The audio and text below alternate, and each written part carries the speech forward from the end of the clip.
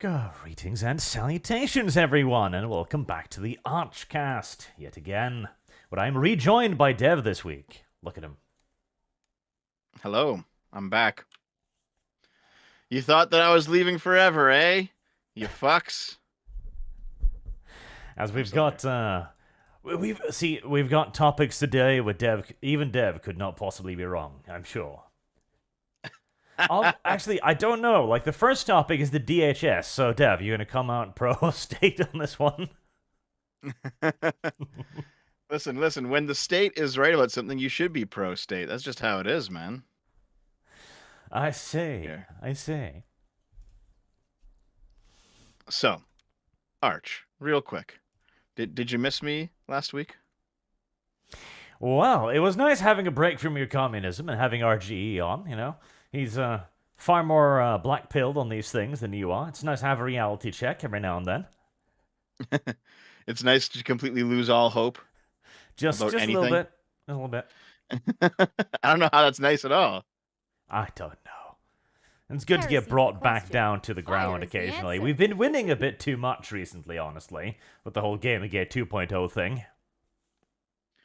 Also, unironically, I actually think, Arch, that your chat, at least, okay, let's say the most extreme portions of your chat are unironically more communist than I am.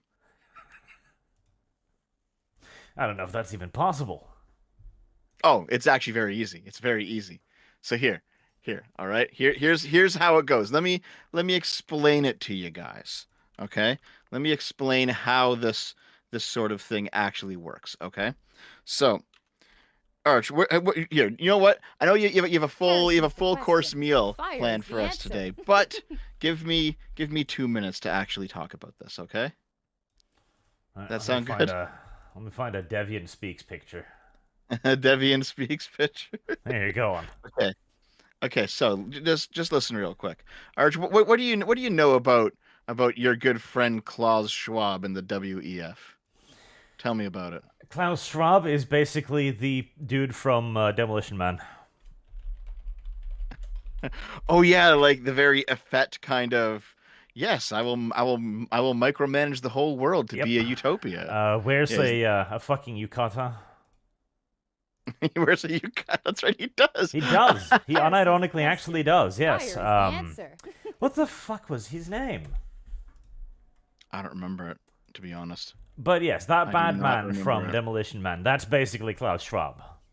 That's basically, you know what? I hadn't actually thought of it quite in that way, but he really is, isn't he? Yeah, no, I'm right on this. I really actually is. Like, full-on social engineering, effeminate nonsense, everything will be within mind government.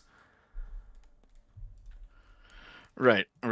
Well, when you look at the kind of thing that, the kind of stuff that the right-wingers say that Klaus Schwab and the WEF want, it's the whole, you will live in the pod and you will eat the boogs and no one will own anything and you're all going to be happy. And, basically the conversion of our current middle class into this landless serf class that just engages in like intergenerational, intergenerational borrowing, where they always owe the ruling class money, so they can never actually get ahead, and they never actually earn enough money to get out of debt. So, like, basically, like neo-feudalism, right? That's basically what the right thinks the WEF is up to. Sounds about correct? Do you think? You should live in the pod and be happy. Yeah. The issue ultimately is that is just a communist analysis with different words, because the socialists say the same thing, right? They say that the ruling class, they call them the bourgeois, but basically that they're going to use the exact same tactics against the proletariat. And it's all going to be about keeping them down and keeping them basically keeping them compliant, but also keeping them poor. And also keeping them without ownership. So what you have is, whenever I see a right winger, spout off about the New World Order and the WF and all this fucking nonsense, they're making a socialist analysis. They're just not using the same words. Dev has discovered that there are two flavors of socialism: international and national. Yes, but Service the, guarantees the point is citizenship. though is that the point is that the dissident right is much more communist than me. I am in fact not a communist at all. You keep saying this, and yet we have a video Service clip of you guarantees admitting to it, citizenship. Dev. You mean during the D&D campaign where it was a Mhm. joke? I've got it on a soundboard now. Shit, I am a communist after all. I can play it as much as is required. But no, Is that going to be is that going to be like a dono sound, or is something you can press a button to play? I'm just press a button to play it. See, look at one guy in the chat. It's the Jews, not the WEF. Okay, listen. Okay, listen, funny man who says it's the Jews and not the WEF. Do you know why, aside from just, irrational racial hatred, do you know why the early National Socialists hated the Jews? It's because they didn't have a nation, and so they would parasitize, in their view, themselves onto other nations and extract from them, the same way that the communists claim the bourgeois does. Imagine that. There's a very strong link between these ideologies. Well, yes, and ironically, Service it's guarantees socialism. citizenship. Right-wing socialism and left-wing socialism has a great deal of overlap. Yes. And this is also why I am not an extreme right-winger nor an extreme left-winger, because both sides are communist, in my opinion. Based. Yep. Friends, you go in any to be direction. fair, to be fair, when I went on the reading arc post Scrump, I wanted to see what kind of stuff he had radicalized himself with, and so I start going through some of the things he publicly said he read, and he outright says this is right wing socialism, and I'm like, oh well, okay then, that's what it is. It's right wing socialism, sure, okay, I understand, I get where he's going. This will actually lead nicely into the second topic of the day, where we'll yell at Matt Walsh for being... I don't know, like, you did a whole video on the definition of grifter. Would you think the term applies here? Yeah, I think so. I don't think that Matt Walsh is a positive actor for any movement. He does seem to be in it primarily just to make money. He probably does believe in some things. I do think he's actually religious, for example. But for example, his attitude towards video games seems to just like bend depending on which way the wind is blowing. Change with the wind, yeah. We'll get more into that, because I think that is a very important thing to talk about, particularly in these trying times. But first, the Department of Homeland Security. Dev, please give me the pro-state position of why the government should be looking for extremists in video games. There is none, because this is bullshit as far as I understand. Well, I'm sure there are some. Like, here's the thing. Video gaming now is the single largest form of entertainment that exists, so... There gonna be some crazies. I mean, you remember the PewDiePie shooter from like, what, 2-3 years ago now? Yep. Oh no, that was Christchurch, right? That was yes. Wasn't that 5 years ago? Has it been that long? Christchurch shooter. Let's see. March 15, 2019. Yeah, wow. It's 5 years. Jesus. Yeah. Time flies. It's been a goddamn while. Because, yes, the Christchurch shooter. Because I remember I did a video on this where I basically said, like, everyone, shut the fuck up. Like, we don't know what's happening, because it caused a whole wave of, like, gamers evil, ah! And on the other side, they're like, we must climb up now. They're attacking us. And so I just did a video going, like, everybody needs to calm the fuck down. We need to figure out why he did this. Don't read the meme he posted and be like, I understand now. And I remember a fucking reporter from Vice reached out to me on my old Twitter account. I was like, so, would you like to comment on this? And I was just like, yeah, I don't think either side should bring politics into this. And he tried for like 3 days to get me to say something opposing to that.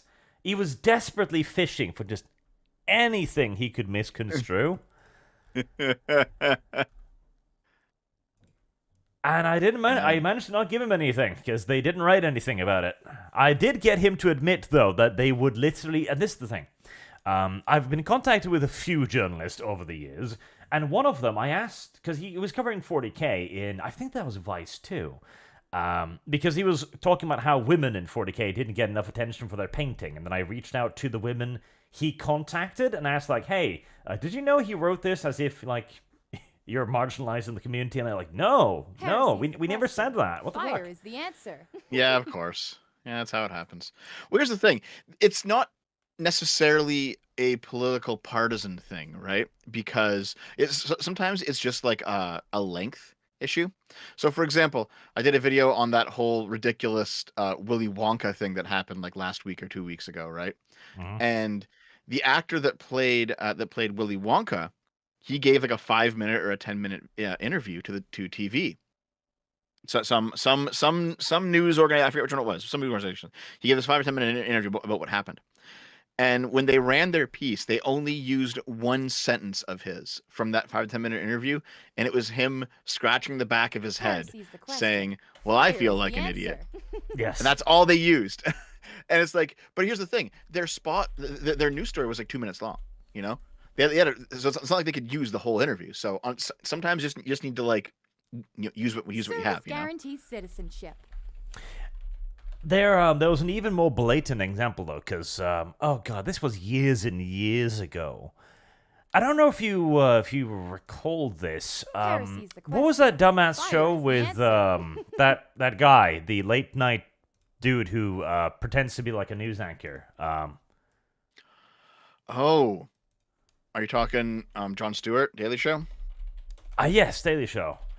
About women's football. They had a thing there where they took a guy's interview, and he explained, like, okay, so they asked him, why don't you think that women players earn as much as male players? And he explained for like 5 minutes. Okay, these are the statistics over how many people are watching. These are the ad revenue statistics, etc. Basically, laying out the simple fact they don't earn as much money because there just isn't as much money in women's football, right? Yep. And they cut out all of that, and they got one piece of him going, well, they're just not as physically competitive as men, which was like a 10-second clip out of a 5-minute response, and they plastered it's still it true. everywhere. Yeah, it's still true, true. though. But this was like 2015, 16, so the dude was blown up for this, and he posted the entire interview, and it made the Daily Show look really fucking bad. Oh man. But this is of course entirely common in this, because they will misconstrue something. And the thing is here, I don't have your unyielding faith in the state, Dev. Mm-hmm.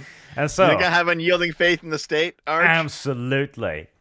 And so when the DHS goes, we're looking for terrorists in gaming, I know they're gonna find something, even if there is nothing to find. Wait, hold on a minute. You think I'm a communist? Communists revolt against the state. They don't have faith in it. Communists create the state, it's just the communist state. Look at Stalin. So here, I know that you posted the MSN article, right? Department of Homeland Security is scouring gaming communities for extremist content. Is this happening in let's say in direct response to the Sweet Baby stuff and how that's blown up, or is this its own thing?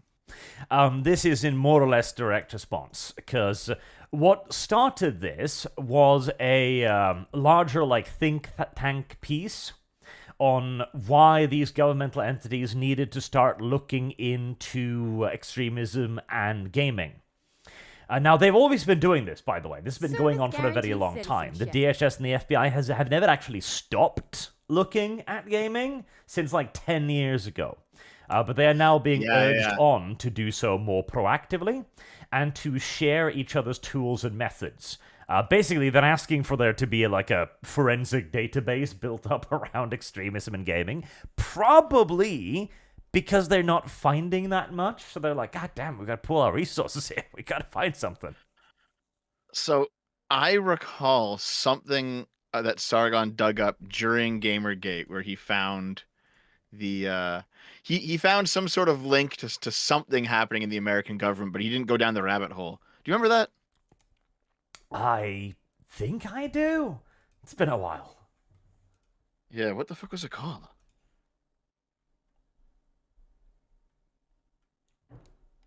Man, I don't remember. This was a big thing. Hold on. It was It was a. Oh no, here it. I found it. Okay, yeah, DARPA funding the Digital Games Research Association. And what the fuck was DARPA? DARPA. Name rings a bell. Defense does. Advanced Research Projects Agency? Oh, United it's States the Department of Defense responsible for the development of Service emerging technologies for use by the guaranteed military. citizenship. yes, it's Okay. the anti-social media governments basically that looks into like if social media can be abused. Right. Yeah. So here I found this. This is from 10 years ago. An article from The Verge, Service 10 years ago, guaranteed October citizenship. 6th, 2014. And this article basically asks, what's happening in Gamergate? This is a little bit after Gamergate had already taken off. And you can see that there's a conspiracy about DARPA funding the Digital Games Research Association, DIGRA, and Zoe Quinn to make games that brainwash people. That was one of those like Gamergate loose threads that people discovered but didn't pull on back in the day. Yeah. I mean, there was Heresy's the question. there Fire was is the so answer. much stuff. Oh god, can I even find it? I remember like one of the articles, like video games are harming children, and there was a big picture of a little child Heresy's like the question. crying Fire is the answer. whilst playing video games, and the subtext was like, "This child has been not he hasn't been blinking for like 3 minutes playing video games." Like, what the fuck is this Clockwork Orange shit? It's like children just forget to blink and their eyes dry out. Like, God help me. There was a whole massive push around this, and this has been like pre-Gamergate, right? We can go back to fucking Ambulance Chaser. Oh god, what was his name? You know the guy. Mundane Matt. No, mother. He was an ambulance chaser. Was he? Yeah. No, I'm talking about the lawyer guy. Oh fuck. Yeah, the one Gamergate lawyer. What was his name? Oh no, he predated Gamergate. Leonard French? Talking about him? No. I'm talking about like the beginning of this. That guy who claimed that violent video games was responsible for everything. Oh, Jack Thompson. Jack Thompson, thank you. Because the thing is, there's always going to be opposition to popular Heresy's things, the like question. because this was the Fire same is with the answer. music. It was the same with like rock music, same with D&D, etc. And it was the same with gaming.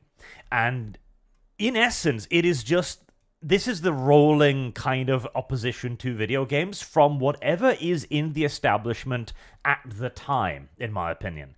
The old school establishment, conservative Christianity, looked at video games, didn't like it. And now that we've replaced those with left-wing extremism, they're looking at video gaming and thinking, we don't like it. Why? Because this is not real life. This is a deviation from their point of view. It's a world in which you can indulge in any fantasy whatsoever, be it violent, be it pornographic, be it adventurous, be Heresy's it the question. Pokemon. Fire This is the always is answer. going to have an opposition from the established power structure because it is not it. This seems to be literally unavoidable. I bet you we can go back to fucking like Greek times and go like, oh, these sports things are harming the youths. I mean, that's part of it. I do know that Protestantism tends to have a very a stronger than average reaction to the idea of entertainment, because there's something in the whole Protestant work ethic that is like, well, listen, you should be using your labor to glorify God, and if you're not, what are you doing with yourself? That's kind of like a Protestant attitude, you know. Well, I'm playing black and white and glorifying God via that. So Heresy's the hold on. question. Fire is I the decided to answer. do a little bit. Jesus Christ, I'm gonna die here. Okay, so I found this. All right, this was published from your ally, a plea to Gamergaters to drop the Digra connection, and some to Sargon and Jenny. So basically, this was happening. This was published when everyone was digging up the DARPA Digra shit, and it like the actual connection didn't really go anywhere, because what happened was like the Silver String people that I investigated, you know, Maya Kramer, who is now Felix because they transitioned, they like that the COO of Silverstring Media was at like a DIGRA conference, and DIGRA apparently received some funding from DARPA because DARPA just shovels money everywhere it fucking can because it's one of those type of organizations that just funds everything. You know what I mean? Mm-hmm. So they were like, "Oh my god, guys, video games are being funded by the government and they're gonna hypnotize you." And it's like, no. No, they're not. I honestly, looking back on it, I think that for the first couple months of Gamergate, they were marred by a lot of conspiratorialism on the pro Gamergate side, just because some of those conspiracies ended up being true. So like as soon as you start getting some conspiracies are true, you're like, oh man, you see them everywhere now. Oh, everything is conspiracy. It's like, well, no, not all of them are going to be true, right? Service But that's what guarantees happened. So I citizenship. think that's why 10 years ago everyone was like connecting, like they're connecting, video games being like to the government.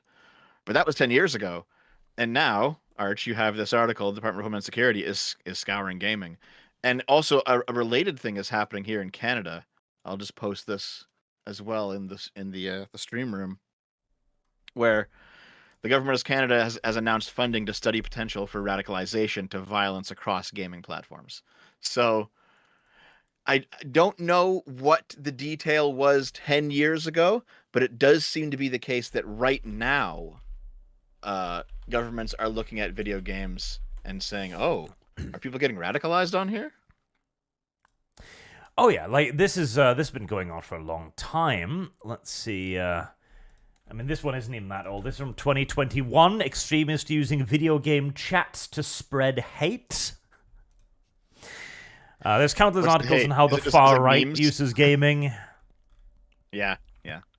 See it all the time. Your sons and daughters are being recruited in Discord and on voice calls for video Yes. games. I've seen that so many fucking times. It's like, okay, dude.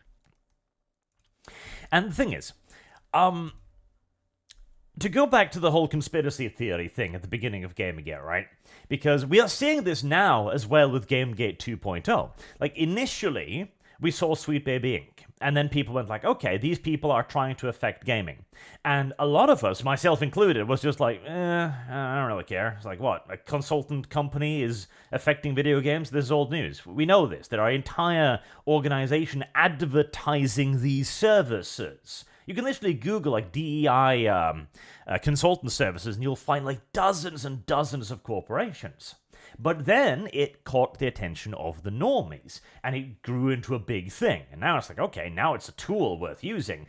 And then it spawned Gamergate 2.0, essentially via all of the people looking at the popularity of it and beginning to try and use it for their own means. Because that's where the conspiracy theories come from, right? You see one person who digs up a thing, Service guarantees and you see it blow citizenship. up. And then everyone else goes like, oh, I want some of that. And then they start digging into it and then trying to find something to blow up. And this is a good thing in that it lets us often tug on strings that turn out to be true. But it can also be a negative thing in that sometimes you get the retarded stuff. Like, because there's been a handful of extremist crazy people who is like, oh, they're funded by BlackRock and Klaus Schwab. I was like, no, we can't prove that. It's retarded. And now you're just giving the mainstream media ammunition by going, look at these crazy people thinking that Klaus Schwab is funding woke video games. Like, yeah, well, kinda, but not in that way. You know? I do think I know what you mean. And actually, you know what? You know what, Arch? I think you actually just made my point that I made at the start of the stream. Oh. Yeah. That this whole okay, so chat. Here, wait, do I have access to make polls in your chat room? Oh, I don't. Okay. Well, I guess it doesn't matter. Chat. So, I know that there's a bunch of people on the right wing who are talking online right now about the the many tentacled beast that is BlackRock and Vanguard and State Street and all of these big investment funds that are apparently like causing the downfall of the West. Okay, Heresy is the that question. something that you Fire guys is the believe, chat? answer. Yes or no? Just real quick. Let's see what they say. I'm just gonna slurp some water real quick while we wait for Can you boil that down into a question I can put as a poll? BlackRock, Vanguard, State Street, other investment groups are causing a lot, or like the conspiracy of those groups causing a lot of our problems. Yes or no?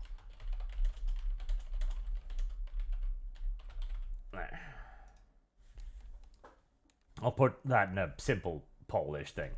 And see, I think, yes, yeah, they are. But not because of themselves. BlackRock, etc., are investment firms. They try to maximize their profits, and they are far beyond like your average investment firm, right? Because here's the difference.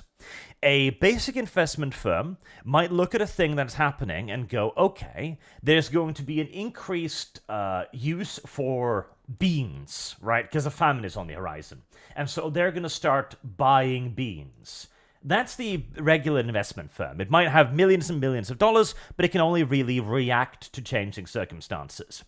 Something like BlackRock with $14 trillion, they don't react to changing circumstances.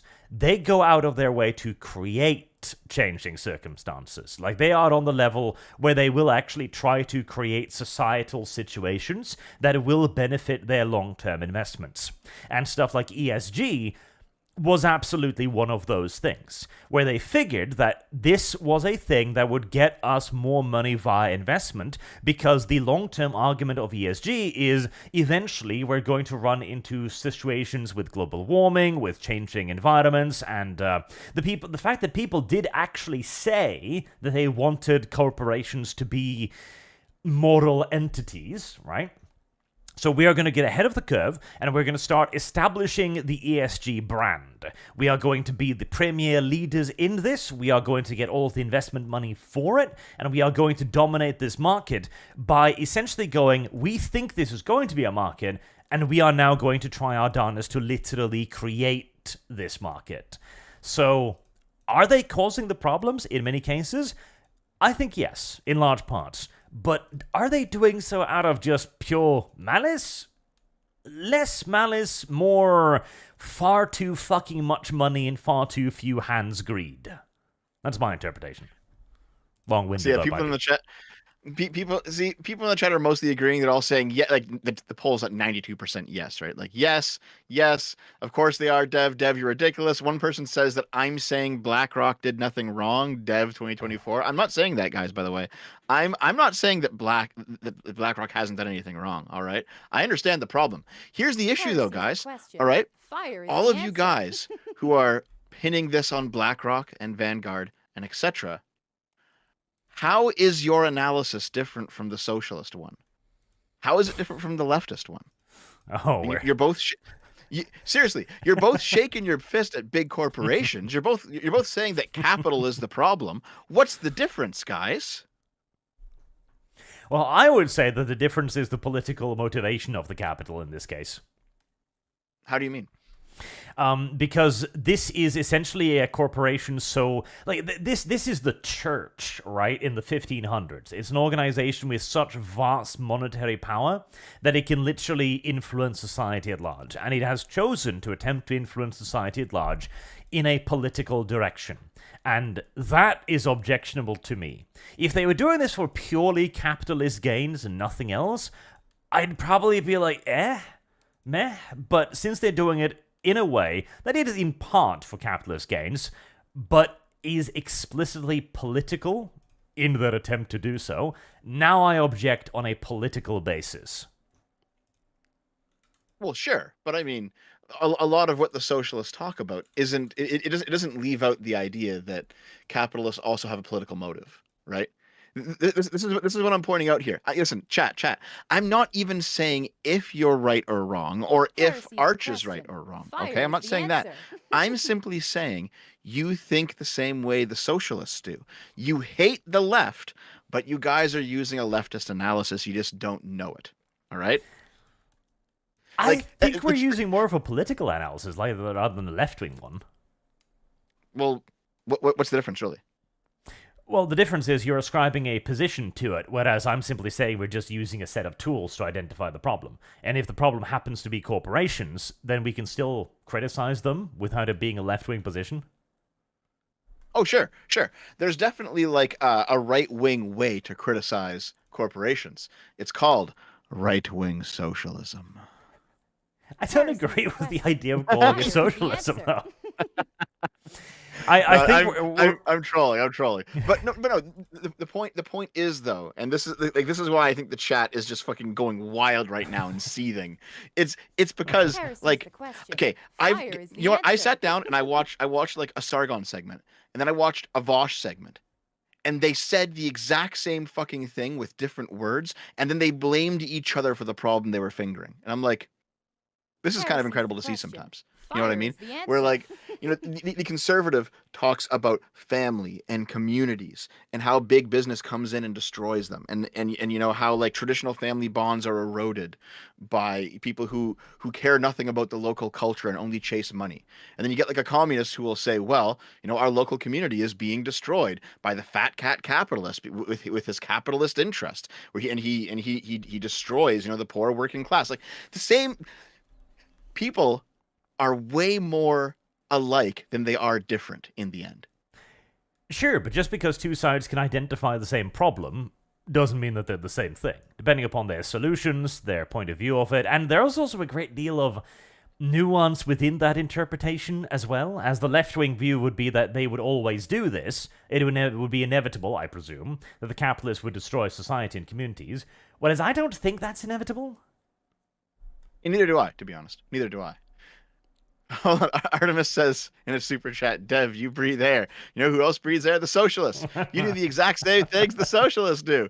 Okay, so fair enough. So I'm actually kind of curious, like, what is the difference between the socialist analysis of things and what the chat seems to want? I wonder if anyone can in chat can actually lay that out. I don't know if it's possible. Yeah, see, I see lots of insults, but I don't see anything actually with any meat on the bone here. You know what I want? I want white socialism. Yeah, okay. Here, funny man in the chat has already said he's like a third positionist. It's like I know what you mean, dude. I get it. Service guarantees He wants white citizenship. socialism. Maybe socialism is the solution, just the correct type of socialism.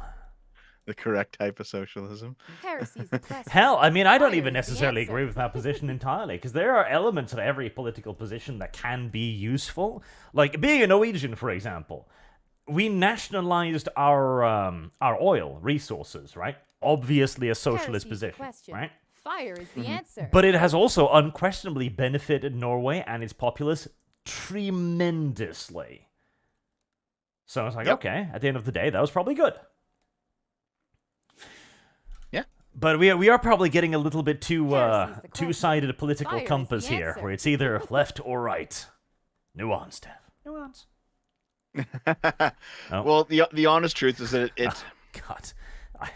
Okay, Boog, it's- I can't it- put that up, but I'll It's- put see- it in Think Channel so Dev can see Fire it. is the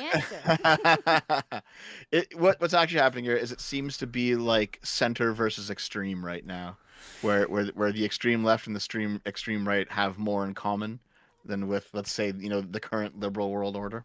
Probably, and I think this is honestly unavoidable, because this is how the pendulum swings, where we are always going to be torn between two extremes, and it's going to be very difficult to avoid that, because right now, Service with guarantees the citizenship. falling political dominance of the left, obviously the people on the right are going to see an opportunity, and they're going to move in and go like, look at them, they fucked everything up, look at them, here's my solutions, they're the opposite of Heresy's theirs. the question. Because Fire now, is the again, answer. all politics, I've come to the conclusion, is the 2% arguing over the attention of the 98% who just want to grill. Yeah, it does seem to be the case. Yeah, I know. So Artemis actually, of all the people in the chat, Artemis actually makes like kind of a point here.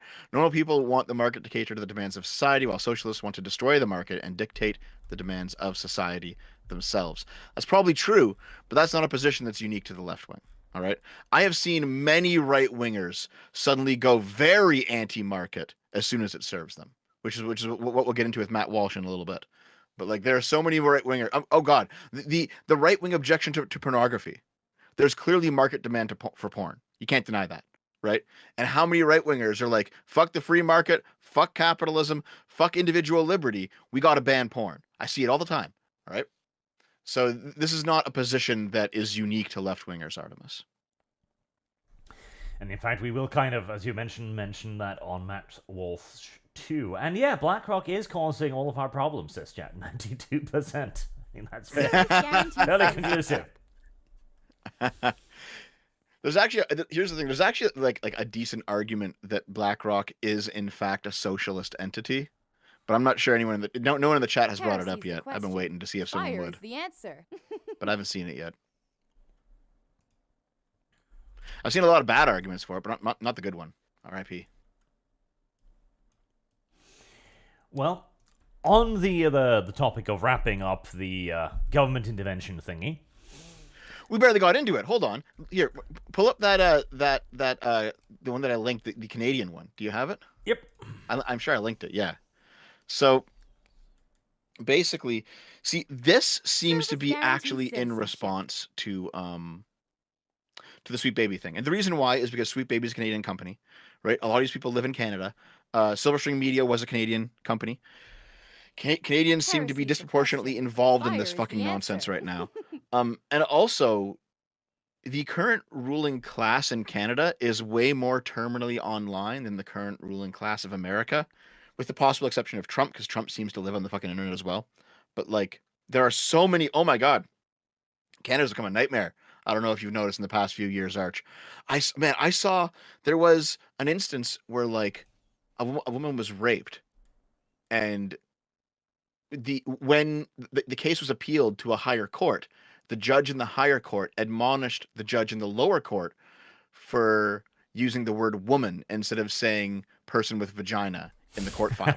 And it's like, what the fuck is wrong with you? Like, what the actual fuck is wrong? Like, you wouldn't really see that in an American court. You're seeing that in a Canadian court, because Canada is all of the right wing stereotypes about the establishment in America that just aren't true. They're actually coming true up here, and it's fucking terrifying.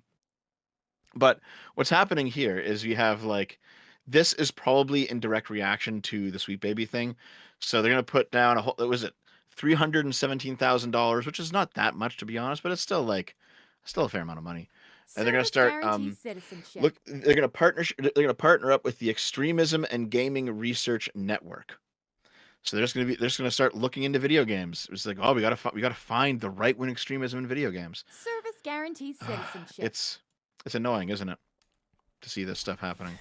Well, the thing is, this is politically motivated, not entirely, because we are the rebellious class. Like gamers and people who enjoy the current popular entertainment is always viewed as the rebellious class against the people who are in power. That's why the government is getting involved in this. That is why the government is being urged to create think tanks and combine databases on this. And the thing is, they can absolutely prove some of their points, simply due to the volume of what they're studying. Like, this is like going like, are there Heresy's the fish in the question. water with Fire weird is the answer. mutations? It's like, well, it's pretty rare, but, there's 5 billion fish, so yeah. Because they can absolutely go like, okay, by our definition of misogyny, you can connect violent extremist ideologies across geography. Because it's true. Absolutely. By the definition of a Canadian fucking minister, what goes on in the average Discord chat room probably seems like terrorism. Yep. And this is all to create ammunition. Like, this has been going on for decades. In fact, again, we'll get back to that Matt Walsh thing, but the argument that gaming creates violence, for example, is an argument that has continuously been running for the last, 20, 30 years. It is all in a desperate attempt to find some stick with which they can beat gamers with. The problem is that they are completely unable to find any actual thread to pull on here, right? Because normally in extremist environments, there is some sort of solid core. Like, you have a fundamental idea. In right-wing extremism, it's of course going to be the right-wingism. In Islam, it's going to be Islamism, etc., etc. And there's going to be a dozen variations on this, but you can always identify Service some guaranteed citizenship. communality. But in gaming, what the fuck is the communality? I like electronic entertainment. Like, this So- is literally the you enjoy drinking water thing. Do you guys feel like pulling on a thread? There's a thread to pull on.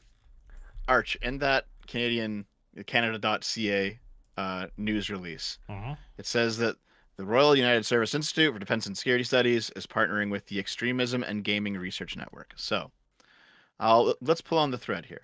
Okay, here's the members of that organization, the Extremism and Gaming Network. Okay, sorry, Extremism and Gaming Research Network, and you'll see like Galen Lamphere Ungund, Jessica White, and these are people at the top, right? And these all seem to be people who don't really have much video games background.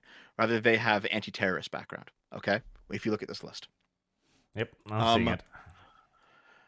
And a quick search of these people shows that they actually gave a conference on this a few months ago. And here if you want to see what those people look like, you can just go about 5 seconds into this video. There they are. It looks appropriately soy for the conversation, right? But you don't have to watch all 15 or 16 minutes of this video, though. It's probably worth watching at some point if people want to go down a deep dive on this. But I mean, there's the first slide they talk about is just how big gaming is, because it is the most popular form of entertainment in the world. You said that several times, Arch. That is the case. As you jump to their second slide, which is like 4.5 minutes in, they say harms are increasing coming out of gaming. All right. Exposure to white supremacist ideology is on the rise among gamers. Mm-hmm. And harassment is increasing within the gaming community. 15% of young people who are 10 to 17 years old, reported exposure to white supremacy in 2022. So they're kind of like building a narrative here of just how the next slide, across a variety of ideologies. Look at all these ideologies. Yep. Where apparently things are going up. People are getting exposed to it, right? They're like presenting these numbers. They're building a narrative here of why is it that their organization is important? Well, because they're looking into gaming and they're discovering. Look at what these nasty gamers believe. Yep. And now they're partnering with governments. It's like, oh, I see. We can see where we're going with all this, right? Oh yeah, like this is literally the Vean argument. These people exist because there's $317,000 from the government on the line. Yep. And so there's the typology of harms. Like a lot. I'm sure there's probably something here, but they also seem to be just basically making a mountain out of a molehill. And by the way, there's no way they're going to be investigating socialist extremism in the same way. There will be no equivalent group looking into Antifa, for example. In fact, right? If you go to the next one, the typology, the Buffalo attack. What are the media platforms? Odyssey, Kick, DLive, 4chan. All right. No YouTube's here. No Twitch, huh? Oh, no. Kiwi Farms. Yep. Yeah, all of these other kind of sites. To be fair, there is some Discord stuff here, but it's mostly just smaller sites, right? They're not going after the big ones. Even though I guarantee you, YouTube has spread more white supremacist ideology than a place like fucking DLive or Kick. Just because YouTube's so much bigger. You know what I mean? And these are absolutely people who want a payday. That's what they do. And they want to get paid, and they have a specialization, and they're looking for whatever is popular. They are grifters by the purest definition of the word. Yep. This is probably, I think looking into some of these people in this organization might be useful. Are the Americans partnering with them too? Let me see here. I don't believe they've actually mentioned any specific partnerships at the moment. Yeah, I think this video might be useful for an autistic Heresy's deep dive question. sometime in the near Fire future, is the answer. Because the American one is mainly just urging the various federal agencies to start doing this, to start looking into it. Yeah. Let's see. Yeah, I see the Canadians pitching in on this, but not the Americans. Oh no, hold on. Hold on. Perhaps I found it. We're doing like Gamergate research real time here. It feels like the old days, man. Well, that's because it is the old days now. Heresy's the question. Fire all is come the back. answer. Just like it always deserved to do.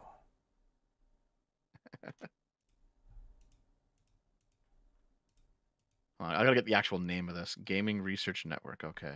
I'm gonna Control F this PDF real quick to see if we have anything. Oh, we do. Okay. Here, so this is from... What is this called? The Government Accountability Office. This is an American source. Okay. So, here's the PDF. The FBI and DHS need strategies and goals for sharing threat information with social media and gaming companies. So this is how they want to be how they want to counter violent extremism in gaming. Okay. If you do a Control F here, oops, accidentally bookmarked it. Though I probably should anyway, but Control F here, Gaming Research Network. They do come up a few times. Yeah. Apparently someone from one of their offices went to a meeting with the Extremism and Gaming Research Network in April of 2023. Yep, the guy they were consulting with is the guy we just mentioned, Galen Lamperi Ungenlund, whatever. Yep. It's Devernet. So so it seems like so here's the list of organizations that have participated in this PDF. Experts a who whole participated in the GOA's interview. Yep. So Extreme and Game Research is there, but also so is the Anti-Defamation League, the Southern Poverty Law Center, like all the big names. The ADL, right? ADL. Several from the ADL, actually. Several from the ADL, yeah. So all these names from all these different organizations, where their whole thing is, we need to make sure that people don't say mean stuff online. It's like, okay, guys. Because this is just the next step in the grift. Like, this is the same enemies, as always, doing... This is why GameGate 2.0 is so fucking real. Because this is literally the speed run. Because it took a while to get the FBI involved the last time around. But they're already working on it. Because they know, right now, as we've said countless times, right? Leftism is still in power of the levers of the institutions. They can still wield the institutions. They still have power within the institutions. And so that's what they're going to use. And getting money from the government is one way they're going to do it. Getting the institutions to try and... This is literally them going, hey, FBI, could you dig up some dirt for us? Please? Well, I mean, that might be part of it, but it also just might be like these guys become sources, or like maybe sources of training for some department inside the FBI or something, right? Where it's like, hey, they want to make some money. Basically, you have like a series of agents who are just going to sit on your fucking Discord all day and monitor what you do. Well, how do they know what to do? We'll send them to like a seminar given by the Extremism and Gaming Research Network, and I'm sure it'll cost something like $100,000 per agent. But they'll put on a seminar, and now our guys know how to sit on Discord and watch gamers, dropping N-bombs in their video games. Oh, absolutely. And that'll be Heresy's the question. Fire is the and answer. Gillian Lamperi Ungenlund will collect a hefty appearance fee, no doubt. Like the amount. Yep. Oh god. If anyone is ever into like big corporation stuff, you'll know how many like consultants and such people operate in these things. Pure leeches, practically, that just go there and get a paycheck and do nothing. Their entire industry surrounding the idea of just gathering paychecks to pretend to solve a problem that, as we see here, they've usually made up in the first place. Sounds like the bourgeois, Arch, comrade. Sounds like the socialists. The socialists are the new word for the bourgeois. Well, no, unironically, because, okay, I can argue this fucking point. I can, now I realized. The bourgeois was just a term for the ensconced privileged class. Well, guess what, Dev? The ensconced privileged class right now are the socialists. Which is why, chat, you shouldn't be so ashamed of using a socialist-type analysis against them. They're still your enemies, aren't they? Careful. agreeing with Dev too much can be dangerous. Hey, listen. The reason I read all those books about Lenin is because they end up being useful, okay? Service guarantees citizenship. And of course, this also does, because it is useful, right? Because we now know what the next step is, too. Because this is known, all right? They are making the thing to get the levers of power moving in their direction, because they're within the institutions. The next thing is going to be that they find something. And I guarantee you, they will find something. And then that will be the next step against the Gamergate part, where we are again going to return to arguing over the 98%. They're going to bring up their studies and they're going to go, hey, we saw this and this much increase in extremism. Here are the top examples of extremism. And this will then be used to paint their opposition in a negative light. We saw this too during Gamergate, where, people like Sargon started calling Nazis and so on. Sargon back then called them third-party trolls, right? Because there 100% were people who were just fucking around on 4chan, they were fucking around in IRC chats. They're thinking it'd be fun to just to stir some shit up and rile someone up. So I'm gonna go on this completely new Twitter account with no name, no face on it, nothing, no post history, and I'm gonna go post at Anita Sarkeesian and call her a bunch of slurs or send her some threats, and then put the hashtag Gamergate in the tweet, and then watch her explode on all the people who are actually publicly Gamergate, like Sargon, for example, right? That's how these things work. Is there's some shit stirrer who's just having fun at making some chaos and laughing at it, right?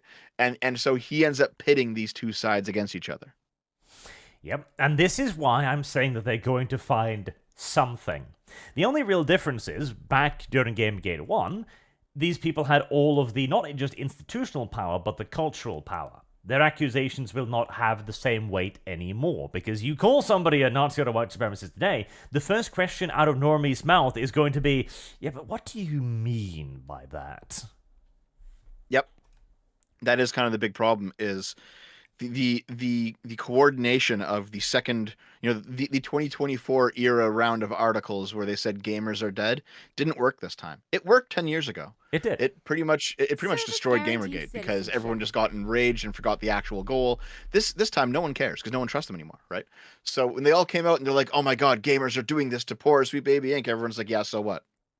Like we've all now been kind of immunized to this sort of attack. 10 years ago we were very vulnerable to it. It's also that they weren't ready for this to the same degree. I'll link a Reddit post here. If you scroll down just to the first thing, there's a list.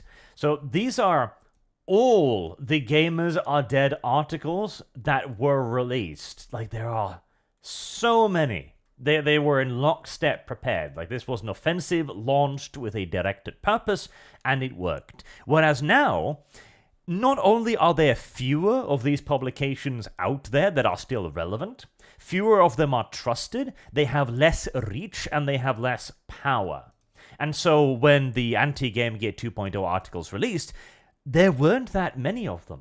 And they were even less worthwhile, because the tiny consulting company Sweet Baby Inc. is under attack by the evil gamers. And they all repeated the same lies and the same factual inaccuracies, and it just sounded bad to everyone involved. Because you can't simply keep calling everything an English conspiracy theory forever without ever presenting any receipts. Eventually, people are going to start calling you out for it. Answer. Yep, that's exactly how it is. It's also just the fact that partially because of Gamergate, though it was already naturally going in that direction in the first place, the trust of gamers and also the interest of gamers just moved away from written articles, right?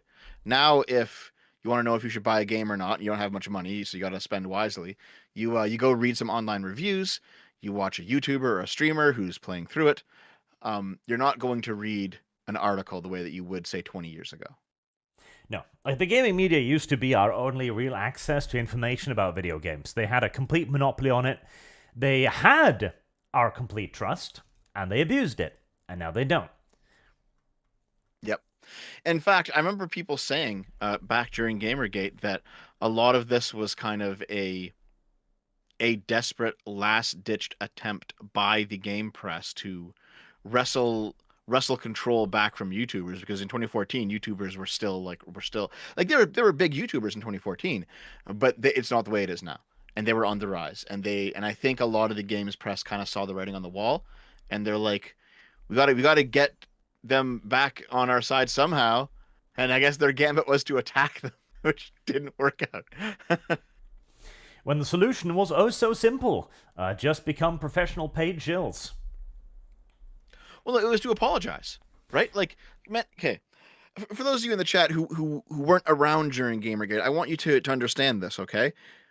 You had an instance where Zoe Quinn cheated on her boyfriend, and 5 of the people she cheated on him with, because there were many people, but 5 of them were relevant to not just in terms of drama, but in terms of actual the games industry. 5 of them were relevant, and one of the 5, Nathan Grayson, reported on a public event that Zoe Quinn had attended, and he was the only person publicly reporting on that event, making it an obvious conflict of interest with Kotaku, right? All they had to do was apologize and say it won't happen again, and it would have been done, right? But they escalated, and they kept escalating. And when they escalated and it didn't go away, they escalated again. And they escalated this all the way to the point that Anita Sarkeesian and Zoe Quinn were at the fucking UN, and then the entirety of online culture changed and shifted.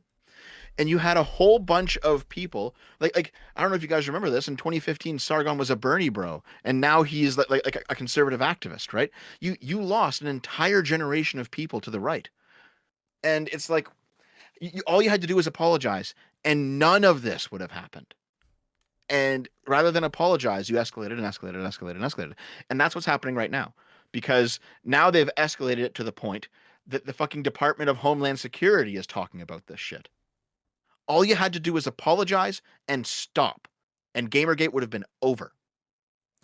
They've made this problem for themselves in some instance, in some case.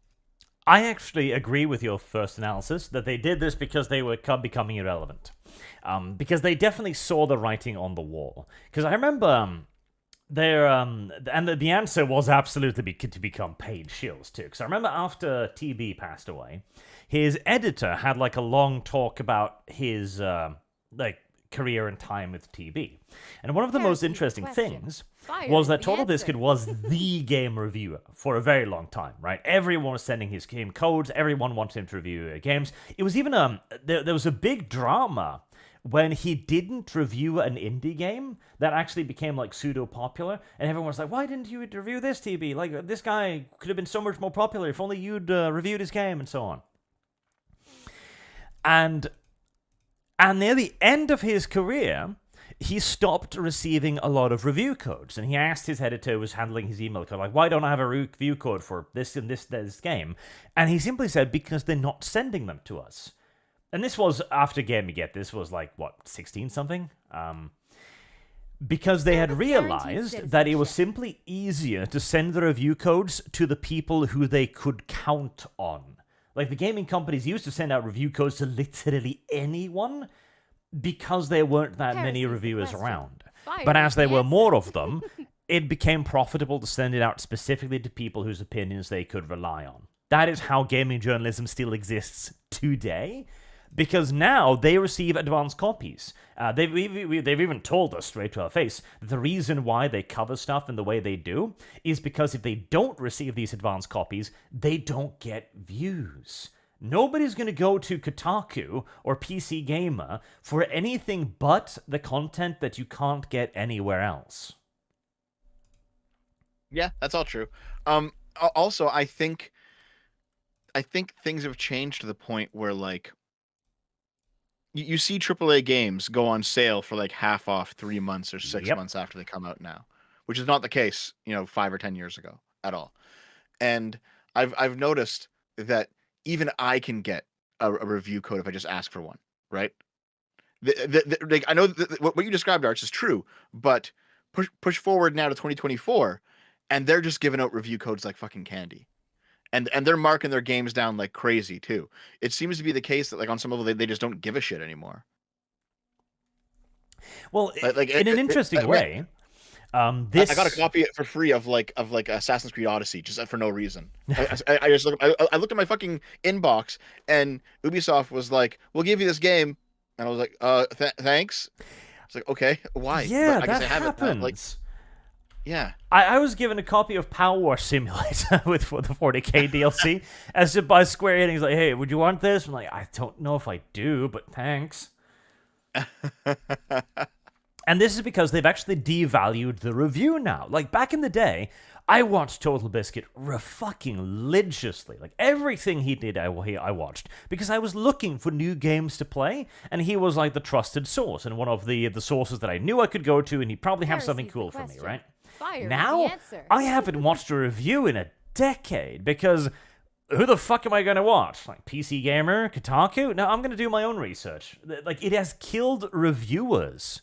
Because so few people trust them. And if they do trust them, they have, like, this one guy who they're like, yeah, this guy does reviews. He does pretty good. And, like, he knows my tastes. And nobody uses the fucking PC gaming sites anymore. Like, they cater primarily now to guides and shit. Like, how do you solve the dumbass box puzzle? Let me tell you. Yeah, thinking about it now, it's like, what YouTube channels do I watch that aren't political, right? I mean, I watch Linus Tech Tips, but he's like a tech guy. He doesn't really review games. He sometimes reviews hardware, and his hardware reviews are good, but it's not a game, right? But like the game reviewers, they seem to be like gone. Total Biscuit died. Spoony fell off. Oh, God, Spoonie. Game Grumps was a good channel at one point, but even then they were Let's Players. And if a Let's Player you like is given an early copy of a game and Let's Plays it, that's kind of a review. Kind of. But I mean, Let's Players have largely fallen off, right? Streamers, gaming only streamers are kind of on the way out too. They've all been replaced by like just chatter women, So, like, are there really reviewers anymore on the internet? I can't think of that many. Are. I don't. They're not in my sphere of interest at all. Oh, Yahtzee. Yeah, Yahtzee's still doing it. Okay. He's like the one. The one that I would trust that's still around is Yahtzee, it seems. Is Angry Joe still a thing? I'm sure he is. I mean, I don't think so. I haven't watched his channel over 10 years as well. I mean, he was accused of sexual molestation a couple of years ago. Remember that? Yeah. And he did the right thing. It's like, nope. Man, I'm looking at his channel, and like he has 3.28 million subs, and he has views around the same amount as me. It's like, oof, that's rough, Joe. Yeah, because again, like, nobody gives a fuck about reviews anymore. Yep. Simple as. Ah, Spoonie. Here, chat, I'll put up Spoonie on screen for a little bit so you get to be sad with the rest of us. If you know who Spoonie was, that. So, here's what I found, okay? The Department of Homeland Security is funding some sort of online mental health resource called TakeThis.org. And they put out a Gamergate 2 article. So, these are some tenuous connections, but money is changing hands. Oh, yeah, I remember seeing this one. Heresy's the question. Fire is the and they answer. talk about Gamergate and extremism and like Sweet Baby, and it's all just how terrible the harassment is and how terrible gamers are, like all this shit. It all just feels tired at this point because nothing here is new. It's all the same things they said 10 years ago. Yep. Except now it has that official corporate governmental veneer. If you go to their front page, they've got that little mascot with the sword and shield because they're like, okay, what do gamers like? Like, let's do like a superhero and like wings and like a sword and like shield, but not a sword in his hand because that's aggressive. Service guarantees citizenship. This is like its own style, the corporate style. Whenever you go to a corporate or government website, they're all the exact same layout. I swear to God, they all use the same company for this shit. Yeah, probably. Hold on. I'm looking at their TakeThis.org sponsors. Double Fine's down here. Fucking Games for Change is down here. Child's Play, of course. Bethesda. Riot Games. the Digra Foundation, Xbox and Ubisoft. Oh God, Team Salvato. Here, Team Salvato. They did Doki Doki Literature Club. So I remember my sister was tapped to do official merch for Doki Doki Literature Club because she's an artist, right? And she was like, "Listen, Dev, this was years ago, so it's fine." But she was like, "Listen, Dev, you cannot bring up the fact that you're related to me because I will lose. These people are so Disavowed. progressive, and I will lose." And I was like, "Yeah, okay, I get it." But yeah, like games, I recall Games for Change. Games for Change was it was a yearly conference they put on at E3, and it was all just a bunch of progressive bullshit. Of It's course. like, how do you make your games actually impact the world Heresy's the and question. change Fire politics is and the make answer. things more progressive? Well, come watch Games for Change, where we lecture at you for 2 fucking hours, and it's like, where's the video games? This is E3. Where's the fucking video games?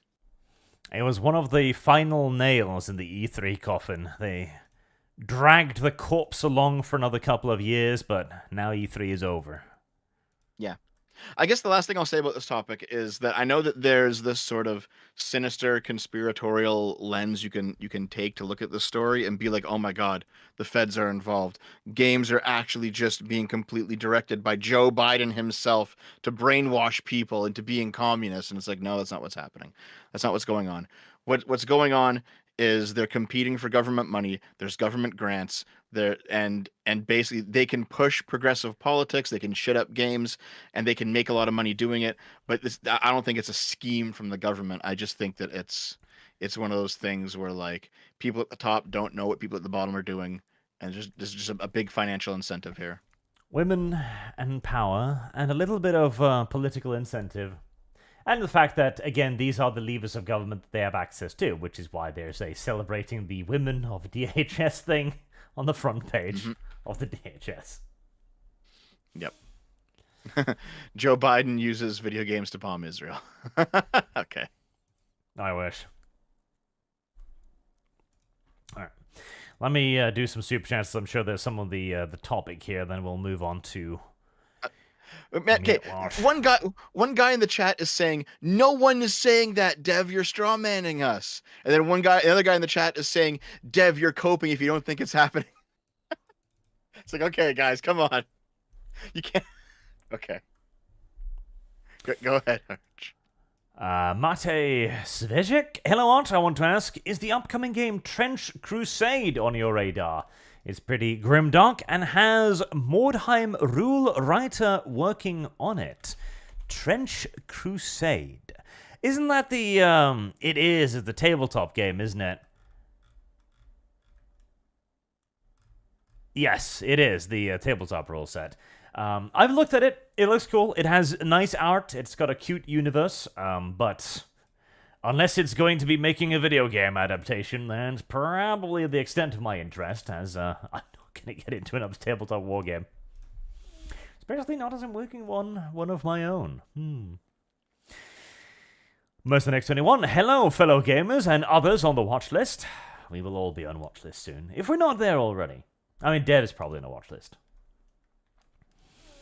Also, Serrano. Yeah, Random fact for Arch to read out later. Did you know the proper name for Canada is the Dominion of Canada? I think it is, actually. Oh. Or is that just like an old name that it's been... Hold on. The Canadian has confirmed. Let me see.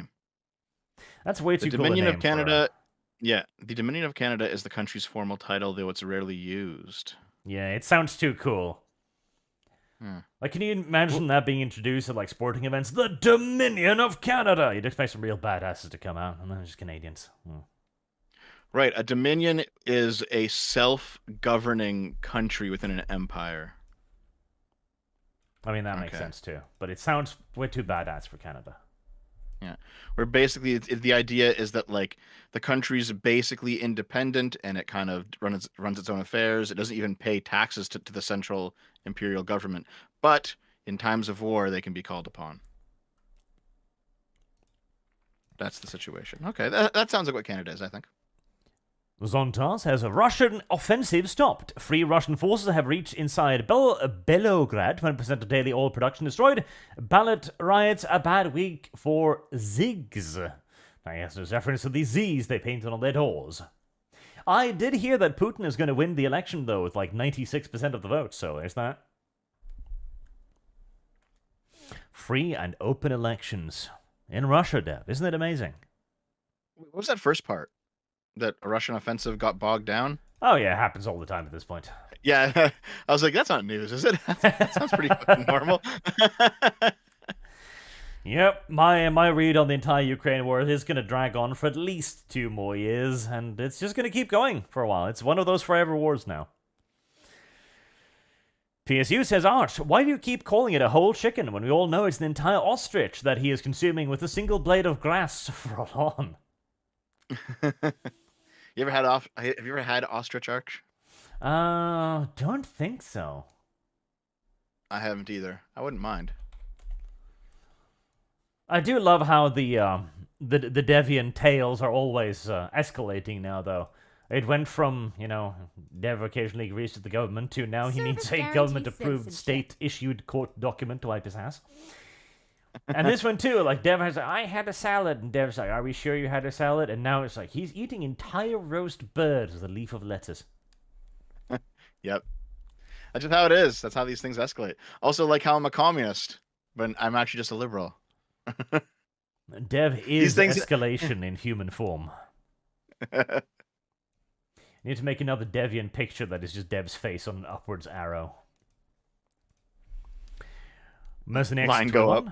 I want to see Dev debate Razorfist and lose to the fist. Depends on what, I guess. I still maintain he has no idea who I am. I'm sure we could change that. One thing that I actually learned recently is that Razorfist and Movie Bob used to be peers at one point. Yes, I mean, back in the olden days, in the ancient times, there wasn't as much animosity between content creators as there is now. Mm-hmm. Movie Bob was a respected creator on an established website, The Escapist. Well, I had this fact. I knew this, but I forgot, and I was reminded. But apparently, they both got their start on very, very early Screw Attack with Stuttering Craig. Really? Was Razorfist there? Yep. Wow, I had no fucking idea. This is like 2004 or 2006 or something, like very early on. And it's like, damn. Okay. I mean, well, Screw Attack. Who knows, Dev? Now that Rooster Teeth is dead and Warner Brothers killed everything, who knows? Maybe we'll see some sign of resurrection. That would be nice. That would actually be nice. I know that Stuttering Craig made it public his intention to try and buy the brand back, so I hope he does it. I would be entirely in support of that. A gaming, though it will need some significant rewriting from the olden days, because you can't just be a gaming site in today's world. I don't think it's possible. No matter how much people might say that they might want just a pure gaming site, we're beyond that. You can't just have a gaming review site or a gaming news site. You gotta have some personas, some spin on it, some personality. And hey, if there is one thing that Stuttering Craig has in spades, it is personality. Yep. I mean, he got big back in the day for a reason.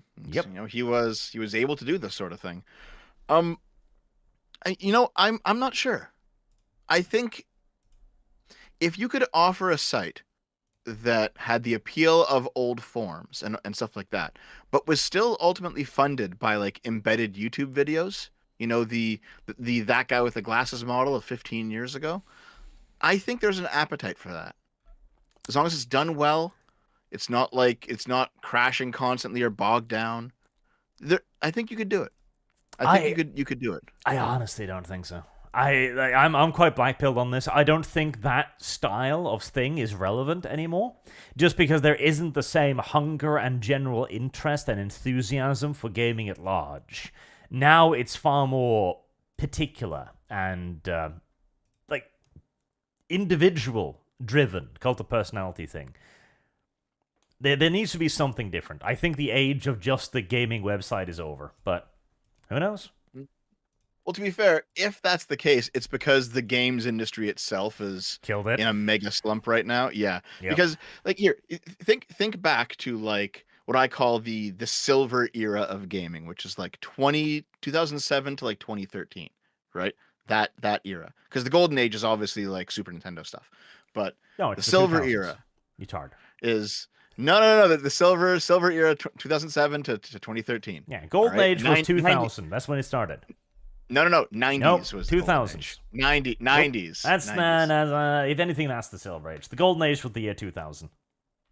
In any case, think back to 2007 to 2013. Okay, that period, there was a shit ton of like it was hype central on the internet because YouTube was just kicking off, Let's Players were just kicking off, sites like Craig's were taking off. You could actually talk about gaming on the internet with a bunch of people instead of just the random idiot in your fucking class, the one who actually liked games. Most people didn't. And also, gaming's upcoming offerings seemed incredible, right? Like the PS3 looked fucking amazing. There was great games coming out on all the systems, right? Like a bunch of the Wii games were amazing. A bunch of the 360 games were amazing. It was hype central in this period, right? The reason the Game Grumps got big in 2012 and then fucking died was because of this period. It was a combination of the internet being new and the games being good and the surrounding culture being one of hope and positivity. Oh, that is the most important point. Hope and positivity. Because we were playing games with the express expectation that they would only get better. And this is why I say 2000s, by the way, because in 2000, it was still considered the standard for the sequel to a game to add more to the base game. Like, gaming was getting better. And we were just like, oh my god, in 2020, what are we going to be playing? What kind of absolutely amazing, sprawling, incredible storylines with unbelievable graphics are we going to have? And here we sit. Yeah, exactly, right? Like, say what you want about the first Last of Us game, but when that first came out on the PS3, it was actually like really, really interesting. The graphics were incredible for the time.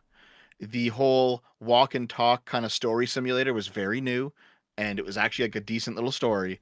The gunplay and the crafting was all new. Like it's all been done to death at this point.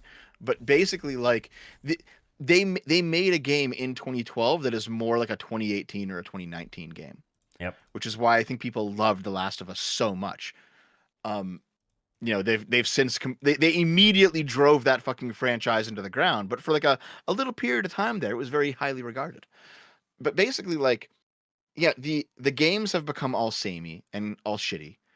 The hope and the optimism in the community is gone. The hype is gone, right? No one's doing big amazing midnight releases anymore. Now, I know that I'm a bit biased here, but I will say one of the places where all this still exists is Nintendo. All right, yourself. You don't like Minecraft. if you don't like Nintendo, if you don't like Nintendo, that's fine. No. You don't have to like Nintendo games. But like, if you compare Zelda Breath of the Wild to Zelda Tears of the Kingdom, it is exactly as you say, Arch. It is just a straight up improvement. It is everything the old game was and more.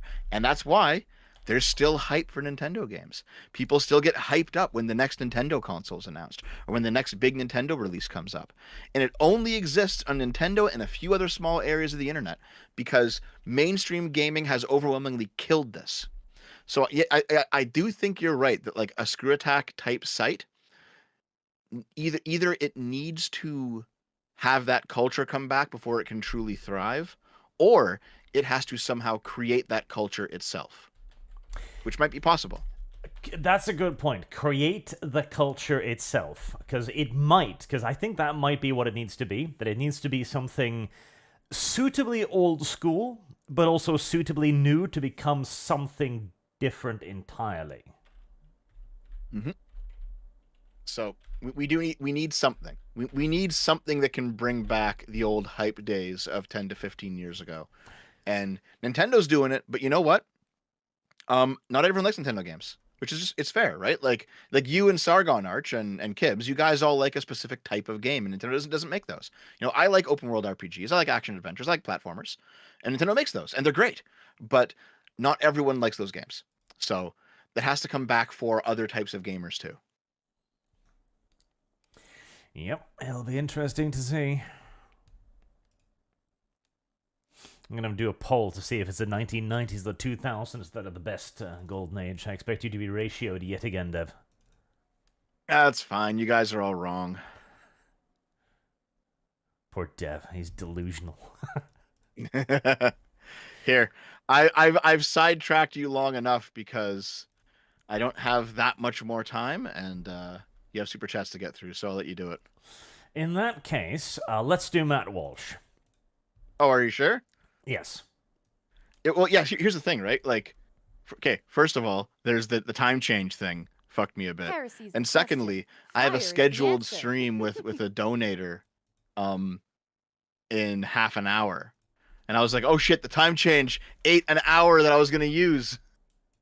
But I mean, I could start like 30 minutes late on that. I could maybe I can give you another hour at the most. Okay, well, then in that case, let's do the Matt Walsh thing, because I suspect this one might be shorter as well. So this started with episode 1326 of the Jesus Matt Christ, Walsh Matt show. Walsh. I mean, good on him. He's been going for a while, clearly. Like, he's had a very long, successful career. Is it a daily show? It's got to be with that many episodes. I don't. Service I don't guarantees know. citizenship. I have no idea, honestly. But it's titled "The Radical Wokeness of the Video Games Industry." Today on the Matt Walsh Show, the video game industry has perhaps done more to indoctrinate children into wokeness than any other industry, yet it largely escapes scrutiny in the mainstream, is the opening blurb. And throughout it, too, also, it comes across... I don't know, have you listened to this, Dev? I have not. No, I've seen like clips, but no, I've not listened to the specific one. I listened to it a bit, and it really comes across as if Matt Walsh has suddenly realized that video games have wokeism in them. And it's just like, so you little motherfucker. You know, considering Gamergate converted an entire generation of gamers rightward, you know, Mike Cernovich and Milo both got started in Gamergate. Like, okay, dude. Yes, it's a little bit like... It comes across as... Like, honestly, the charitable interpretation is, hello, fellow kids. I heard you were talking about this popular thing. Can I join your games? Right? The less charitable interpretation is a person that has been quite vehemently anti-video games, going, well, this is popular. I should get on board. Hold on. I wanted to confirm this for myself. Just out of curiosity. Okay, Arch, we don't got to dwell on this too long, but I'll post this in the link channel. This is the Matt Walsh Show, episode 1. It's from 6 years ago, and he's just kind of sitting in his car talking to his phone. It's like, well, you know what? He's come a long way. Good for him. I mean, he's clearly done very well for himself. Like, the Daily Wire has become a big deal. No doubt about it. Yeah. He's done very well for himself. And there's the thing, I don't mind that. Like, I've got nothing against Matt Walsh, but I do have something against somebody entering into a field that is already very well populated with a lot of very well-known figures, and somebody going, hey, I've discovered this, and I'm going to weigh in on it, particularly when this is also the same guy who has spoken out against video games on quite a few occasions, who's called video games childish and pointless and the waste of time, who has blamed them openly for violence as well. He's made a Daily Wire article, for example, the real danger of video games had always nothing to do with violence. Then he goes on to write an article about how it causes violence or domestic abuse, etc., and claims that video games are a sacred cow in our culture, that he's not allowed to criticize it, you know? And now he Yep. had that all the people disproving and debunking him was just Twitter people, Twitter retards. This guy is not a gamer. He doesn't seem very interested in gaming. He doesn't seem very, into the sphere of it. He seems to have ideas that are quite opposite to gaming. And now he's very worried about the wokeists taking it over. Like, it comes across as extraordinarily cynical to me.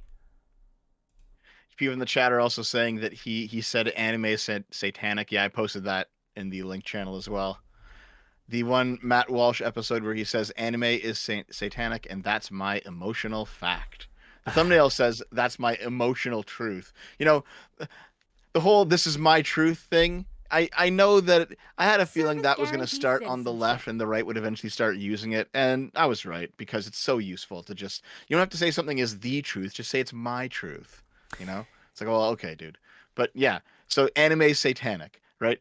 So Matt Walsh is definitely 100% cut from the same cloth as the old Christian conservatives who wanted gaming censored back in the 90s and 2000s.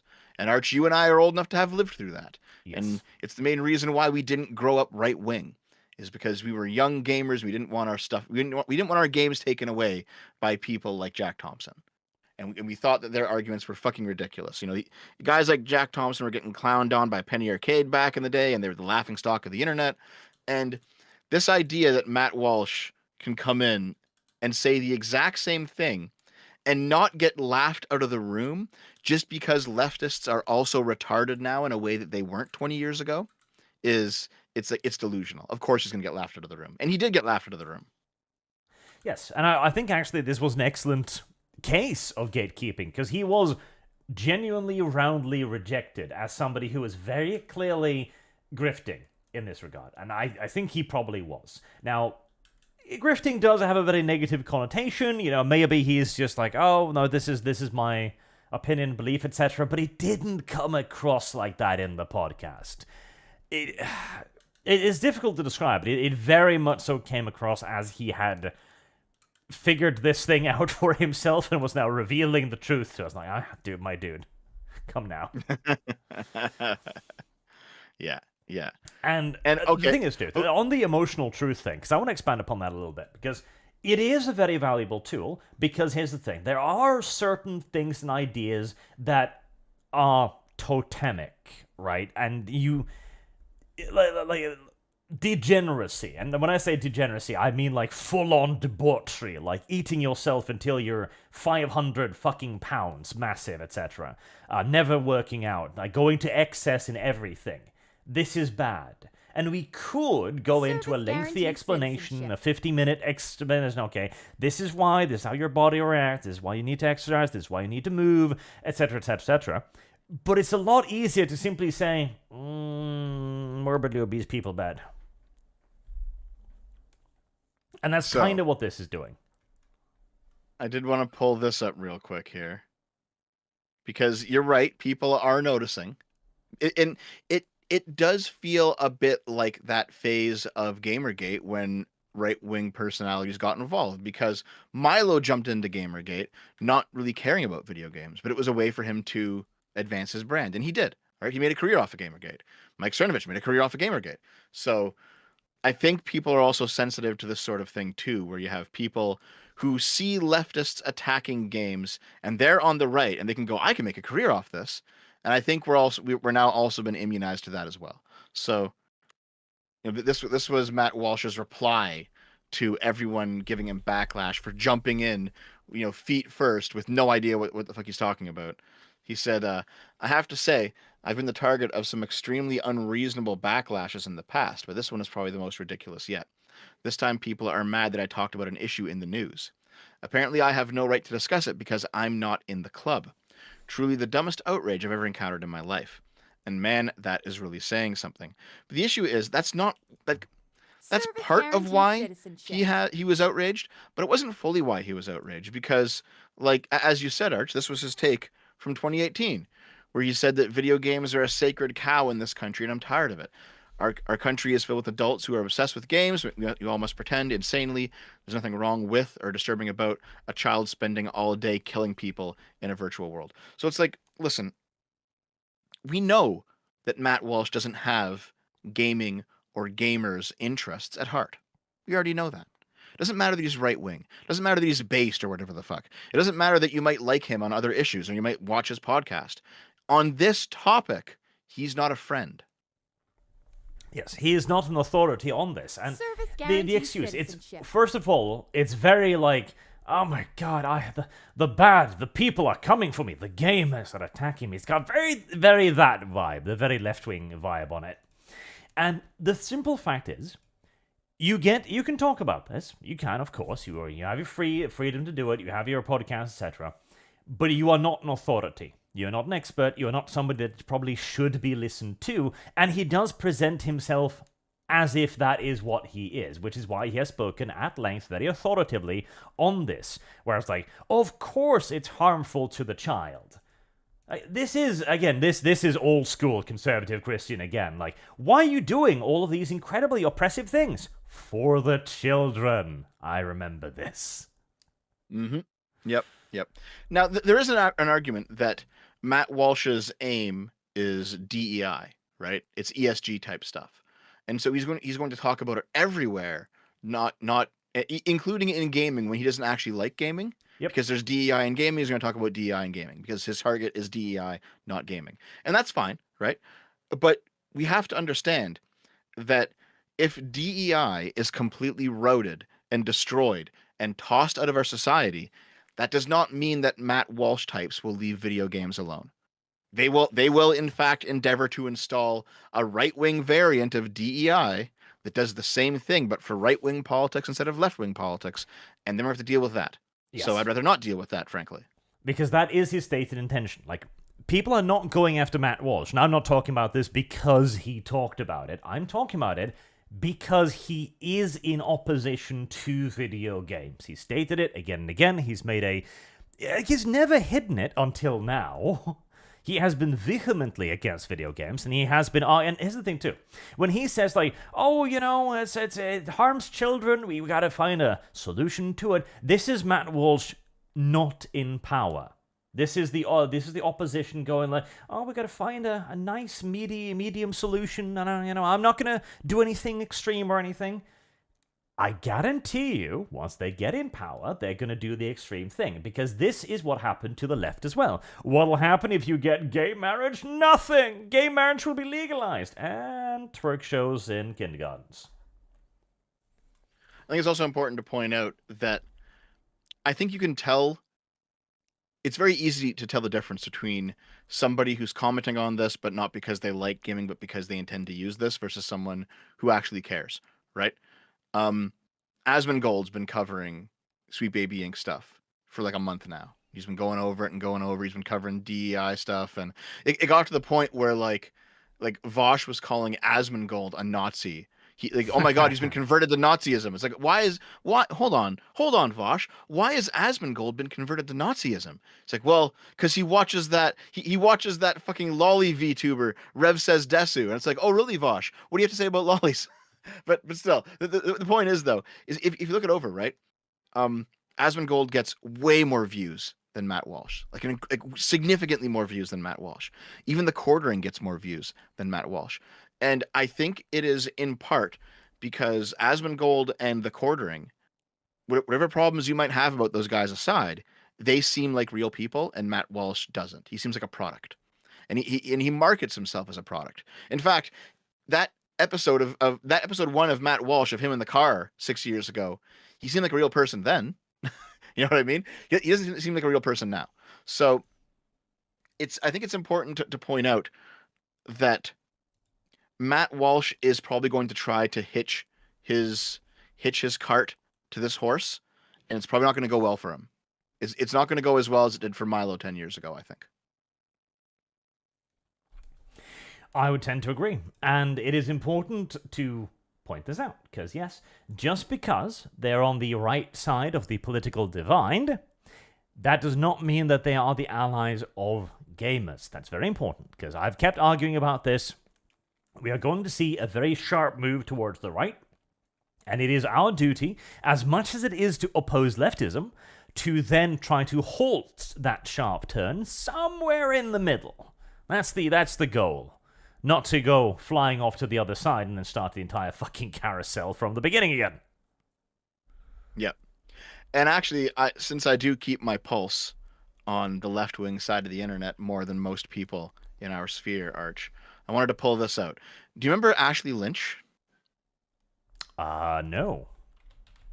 Ashley Lynch was one of those larger figures in Gamergate on the anti-GG side who was like one level below people like Zoe. And she's been spouting communist nonsense for the past 10 years. But does it happen to be this no, different Ashley Lynch. Okay. Different Ashley Lynch. Right. No, the Ashley Lynch I'm talking about actually lives in Vancouver. It's always Canadians, guys. It's always fucking Canadians. So I posted one of her tweets there, Arch. And she said, because she was also in Gamergate back when it happened.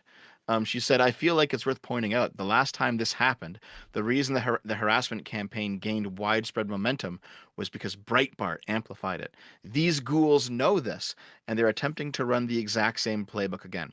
So I'm going to translate this from her public statement to what's actually happening behind the scenes on the left. Okay? The left is going to take the fact that Matt Walsh is talking about the Sweet Baby Inc. Gamergate 2 stuff, and the left is going to take that and use it to show how we are all actually just right-wing extremists and Yes. Daily Wire supporters and et cetera, et cetera, et cetera. Yes. This is also the thing with the DHS thing and the extremism thing.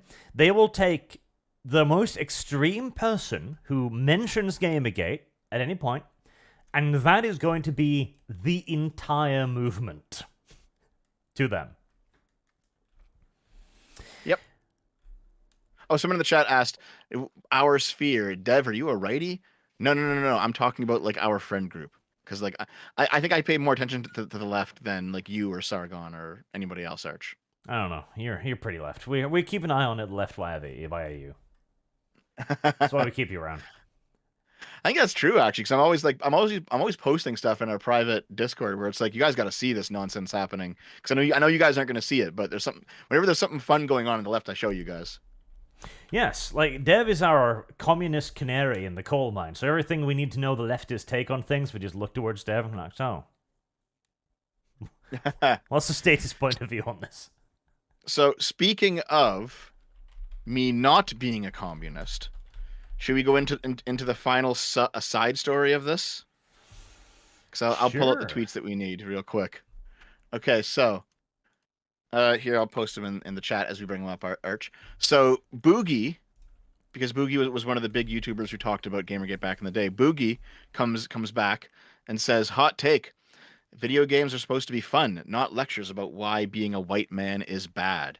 And he has over 30 million views on this, and like Boogie is just getting shat on by leftoids in this fucking thread. Just people saying, do you actually think that video games are about white man bad now? Like, do you actually think who what game? Like, everyone's saying this. It's like, Boogie, how could you turn far right by saying that this is that video games lecture about why being a white man is bad, Boogie? How could you do this to us? So most notably was this guy's take. This guy's name is Derico L. Baker. He's a crumb-tuber, okay? He was a very hardcore Marxist like 3 or 4 years ago. He got into it with me back then over some nonsense on Twitter. He says he's no longer a Marxist. He's now a non-denominational leftist, whatever the fuck that means. But he's still on the left. He's still a crumb-tuber. He was a big Vosh fan back in the day. Don't know if he is now. But he says, y'all are just making shit up at this point. You're just pissing yourselves off, imagining shit that doesn't happen. Name one game that does this. I'm begging any of you musty dipshits to name even one game that does this. So he's asking for one single game, lecturing about why being a white man is bad. Just one is all he wants. And, you know, all the lefties in the replies are laughing. Ha, ha, ha. You showed him. You sure dunked on him, dude. And so I kind of waddle into the conversation. And I waddle into the conversation with this game. And I just say, you know, name just one game where the theme is white man bad. Done. And the game that I pull out is a game called This Land Is My Land. Now, this game actually got pushed very heavily a few years ago in some E3 or something. And it never really took off, but they tried to make it take off for sure. I saw this game everywhere back in the day. But and I'll post the Steam page as well, Archie, if you want to look at it. Because that Ukraine flag on the game art it's on the Steam page. They put that on there. That's not just a Photoshop. They actually put that on there. But the point of the game is that you're playing as a Native American during the American expansion westward. And basically, all the white men are settlers.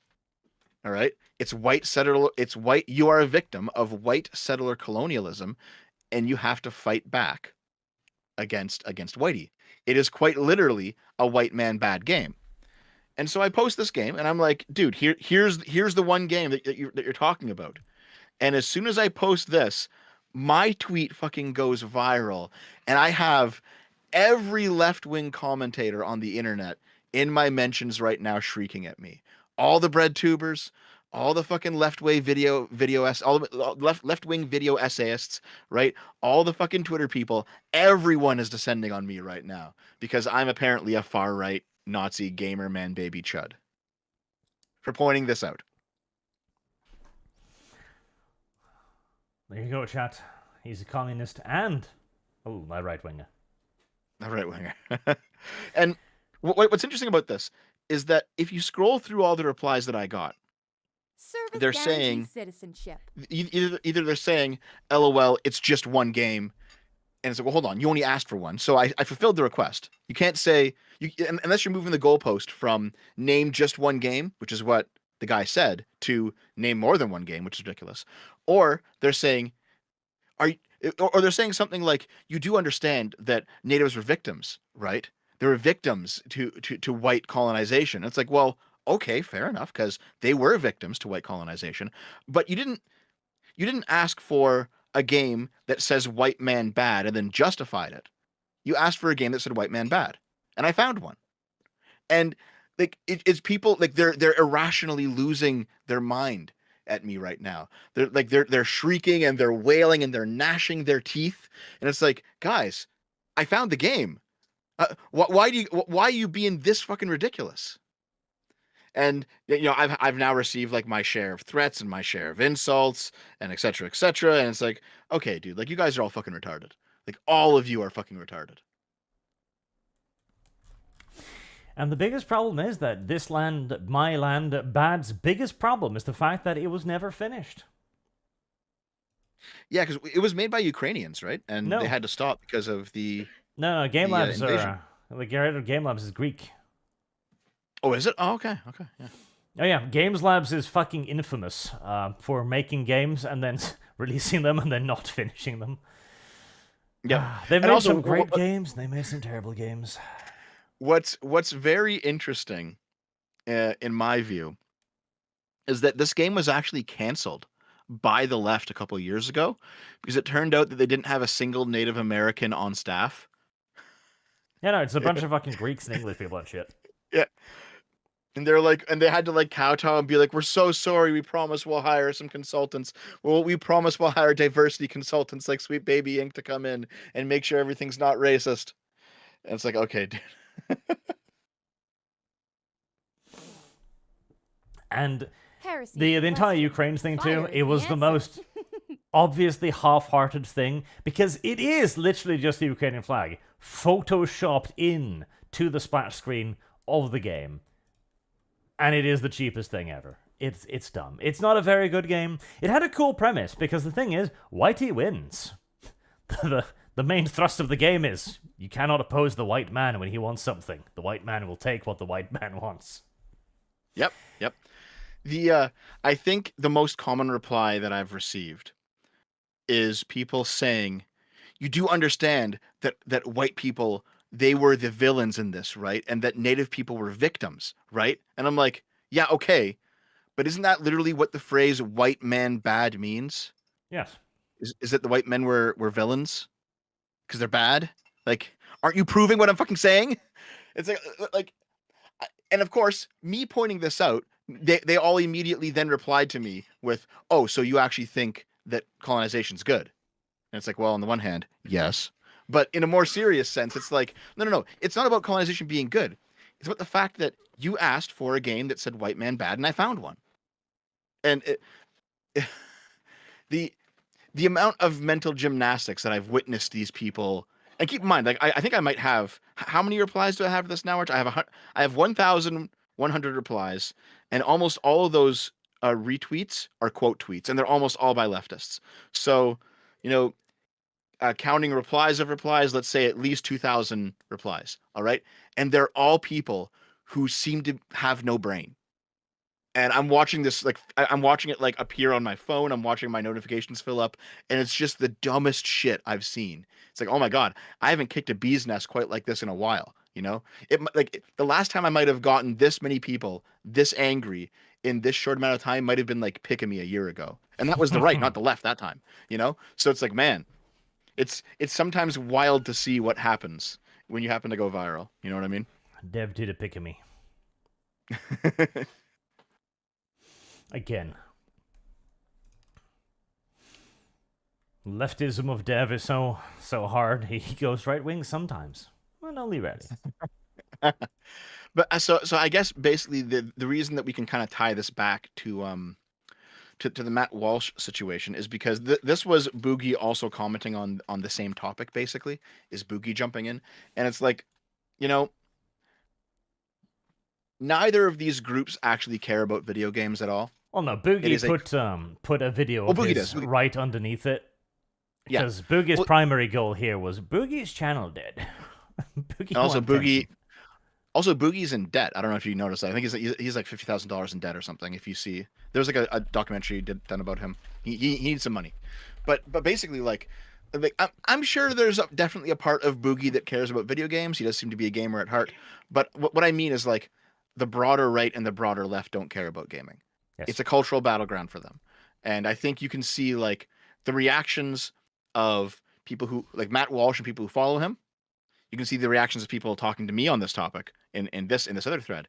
You can see that a lot of them, they're just here just to like get W's for their political camp. They don't care about gaming. They don't care about you. They don't care about the quality of the games. They don't even play games. You know, they're just here to ensure that this cultural space is transformed and turned towards their politics, and they don't really care what you do with it after they've won. And that the left is winning right now, but the right wants to do the exact same thing. They do, which is why we need to keep both of the sides out as soon as we can win. Absolute gamer cultural hegemony is the only solution. Based. Now, let me get back to the super chats while we still have you around. Fondue, Dev explaining something. This will take several hours. Sometimes. Honestly, I feel like I'm gish-galloping more than Dev half the time, honestly. Because usually Dev brings up something, then I have to explain my thoughts on it, and usually that takes a while. And I'm sitting there looking at Dev like, did you get all that? The question. Fire is the answer. Well, I know, like, when I was doing the, what was it? The competency crisis video, I felt like I was going too deep down the rabbit hole sometimes. I was like, but I think it worked out, but there was a lot to get through, I think. Fire is the answer. Deathend, you understand that you understand that your return on investment on ESG, etc., is 10% over any other investment option, which is funded by government regulations and laws. What do you mean? Return on investment as in the actual profits? Because I don't think so. If there was 10% return on profit, I don't think they'd be closing it. Or weird, at least. Maybe they don't like money. 05 Water, Purple Stateswoman. I know you love the state and slobber the boot like it's a feminine penis, but even you have to see the government shouldn't be funding this. Yeah, probably. I think so. Yeah.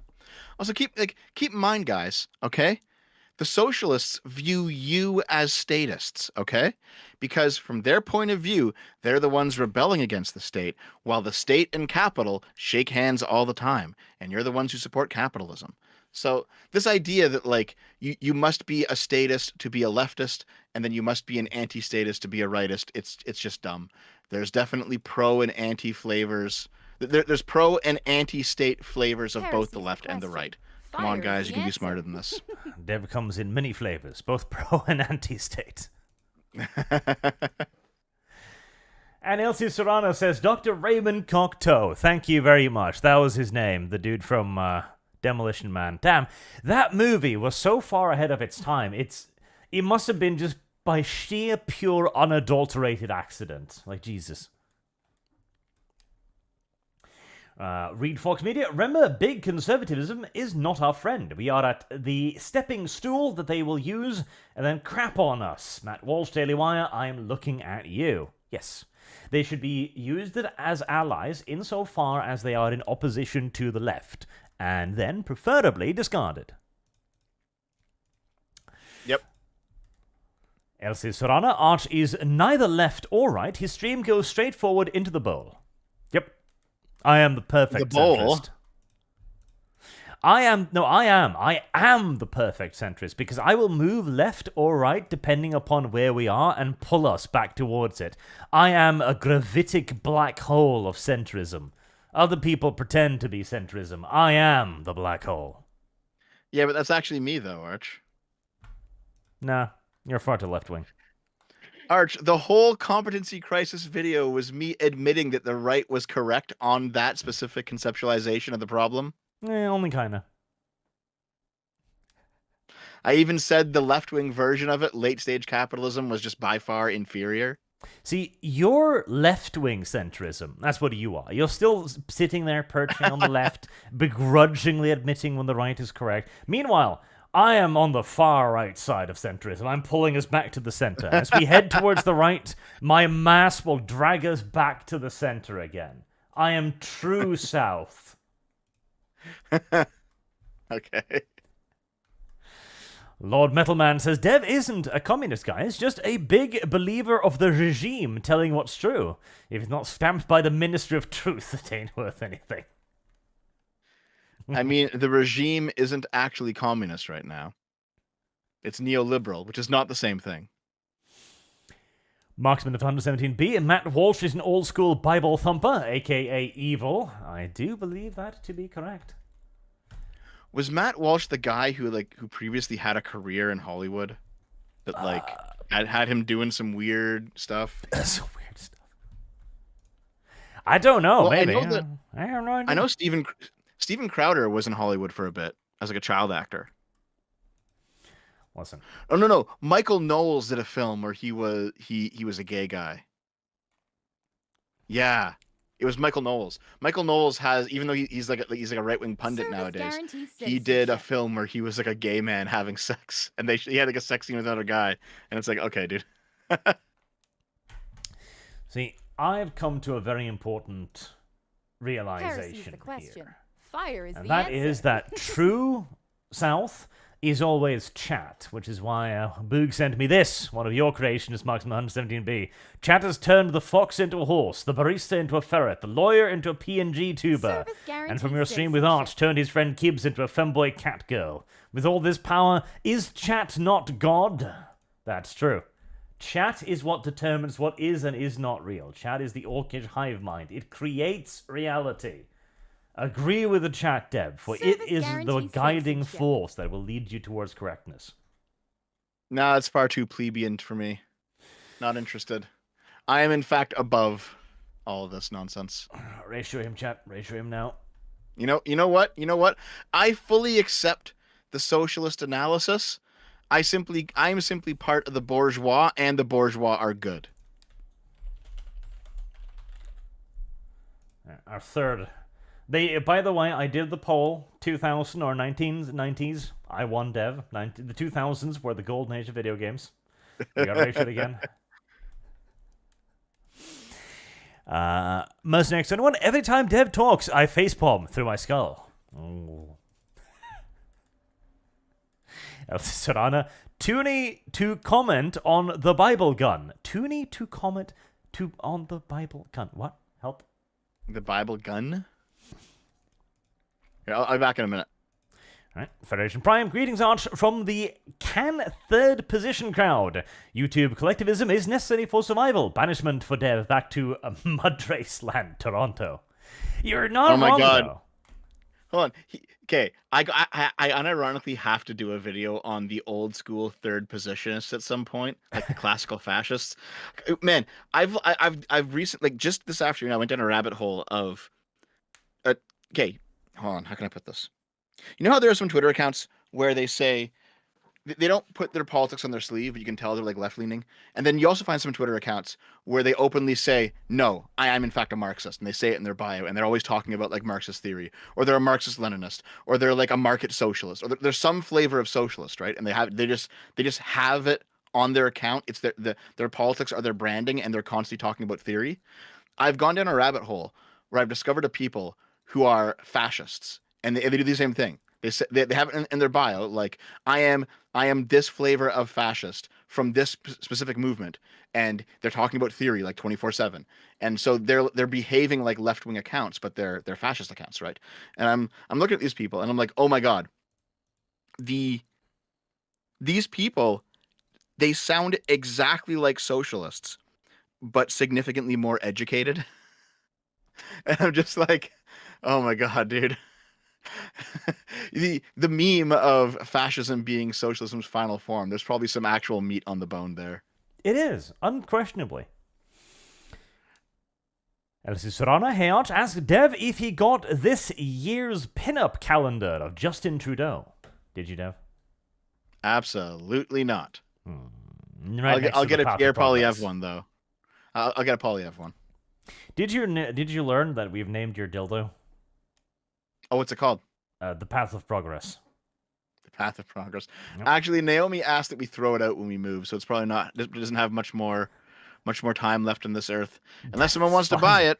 Dev is finally abandoning the Path of Progress. Listen, I'll sign it for you if you want to buy it, Chad. Boog offered to buy it know. for like 20 pesos, I think. Okay. You know what? Actually, no, that won't even cover shipping. Fuck you, Boog. Okay, Boog, if you're willing to cover shipping. Yeah. You cover shipping plus 20 pesos, I'll mail it to you. Done. Okay. And you have yourself a horse cock. Heresy is the question. There you go. Fire is I the guess answer. I'm thinking Boog is going to be confused by this, but that's fine.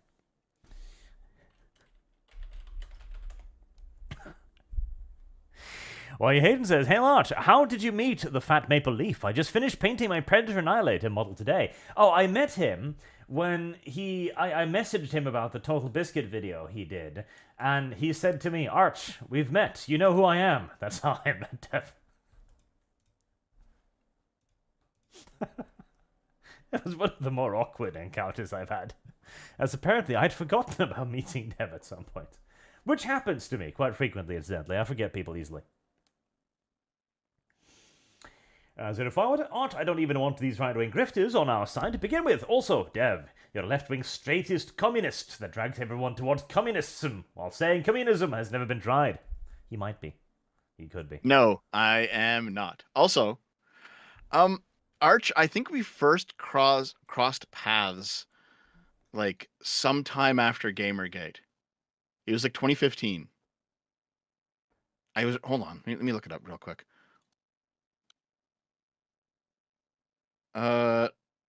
Shit. He's delving back into his archive to figure out. Yeah, I did actually. I did. Were you part of the SPJ Airplay Gamergate event? August 15th, 2015. Oh. Because me, Sargon, and V were all there. And I think you were there too. Possibly. And if you were, that would have been the first time that I met you. Oh, there you go. Dude, Old potato. That is like 9 years ago. It's been a wild ride, huh? It has. Yeah. Dev puts words in chat's mouth and lies about what they think and the positions they hold. Dev calls chat mad and molding. Dev's weekly tactics to make himself superior with his midwittery when Dev asks for proof. Just look at the first 20 minutes. See, the problem is, Dev, you're arguing with the Hydra here. Even if you manage to get one of its heads, another one will bite you. This is why chat is God. Chat determines what is and is not real. Simple as. It's a position that has served me very well so far. Lucky Loser, just want to say how gay I find the way Dev runs his new Discord, and what's with the subscriber-only chat. Dev, are you monetizing your supporters again? I take that as tacit yes. I did hear that he was doing authoritarian communist things on it, however.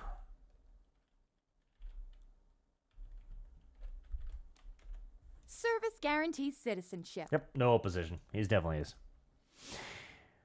Mark Chain, one of the 67 fined from Boeing for inappropriate comments. If I am found dead, just know that it wasn't me. That's true. Mark the Same did get fired from Boeing for inappropriate comments. And they are looking into why more of their aircrafts are currently falling apart.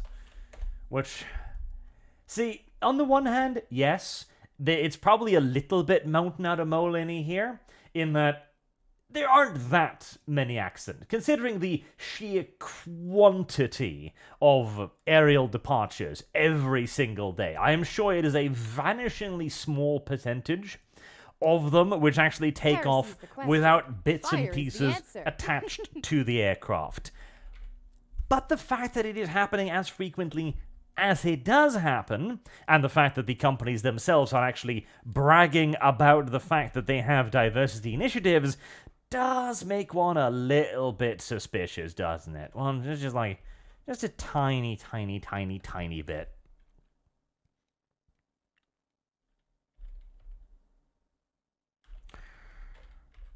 Excuse me, chat. I am just writing a thing very important, and I can't, much like Kyle, do two things at once. Speaking and typing at the same time is already taxing my ability to multitask. There we go. Mustang 21. Don't forget the CI meme department thing as well. Oh, that's right. They did actually set up a meme department to try and combat extremism online. Lord Metalman, yo, watch. Did you see the new Dead by Daylight character and the meltdown its voice actor had after finding out what they voiced? P.S. The VA is trans. Yes, I did see that, actually. Let's see, I believe. Oh, so while I was gone, there was a question about my Statism. Discord server. Yes, I had to purge all the glowies. Sorry, I had to purge all the glowies. And also, it's not donator only to get in. If you donate money, you can get in. But also, if you're a good person, I'll just let you in. There you go. If you're a good person, he'll let you in. Yep. Every day, I go down to the sewer chat, and if people are talking, I'll see what they've been talking about. And if they seem like glowies, I don't let them in. If they seem like not glowies, then I do let them in. I'm gatekeeping, chat. You should appreciate this. Gatekeeping is kind of good. It is true. And yes, this was the trans monster, the shapeshifter or whatever. Oh my god, it's so fucking funny, dude. Did you see that the voice actress has now like reneged and said that she wants trans reparations from the company? Yep, she wants reparations on behalf of the character she voiced. Fucking ridiculous, dude. That was a thing. That was actually unironically a thing. And I mean, the character does look unbelievably bad from her position, so... Mm-hmm. Who knows? Like, it looks genuinely terrible, like this twisted monstrosity. Oh, you kind of do have to raise the question mark, like, what did the Service developers guarantees mean by citizenship. this? Oh, I don't know. Hold on, real quick. Someone in the chat, yeah, Jafar says my Discord is now an echo chamber for me. No, it's not actually. You can still criticize me. Go ahead. All right. However, there are people who are criticizing me, and what the criticism is they're like leaking shit to people that they know actually have it out for me, or they're like shitting on other people in the Discord and trying to start fights. They're going into voice chats and starting fights. They're fighting with my fucking moderators. All right, they're turning around like. I was like, listen, this is, and then when I go into to ban them, they say, "Oh my God, Dev's banning criticism." It's like, no, I'm not. I'm not banning criticism. I'm banning you shitting up my community. You can criticize me all you want, all right? I don't want it to be an echo chamber. Listen, here, let me put it this way. If I was banning criticism, I would not invite Artemis into the server. Because all Artemis does is criticize me, but he's welcome to come in. So no, I am taking a full-on stand regarding banning glowies and banning shit stirs, but I'm not banning criticism. No. You let Artemis onto your server? That's weird. And to be honest, Arch, all jokes aside, Oh, you're back, Arch. Welcome back. I am. Your sound cut out So- for a second. Go on. Yeah, basically, Arch, any content creator knows this. You know this. I know Sargon knows this. I've had to learn this the hard way. There's a big difference between someone who's criticizing you and then someone who's actively making your community shittier and then hiding their actions by saying it's criticism. Sure. It does happen. Yep. Anyway, I now have to go. But Dav, there's 20 minutes It's until time. you're 30 minutes late. It's time. I'll see you next time, Arch. Thanks for having me on once again. All right. I'll see you next week, Dev.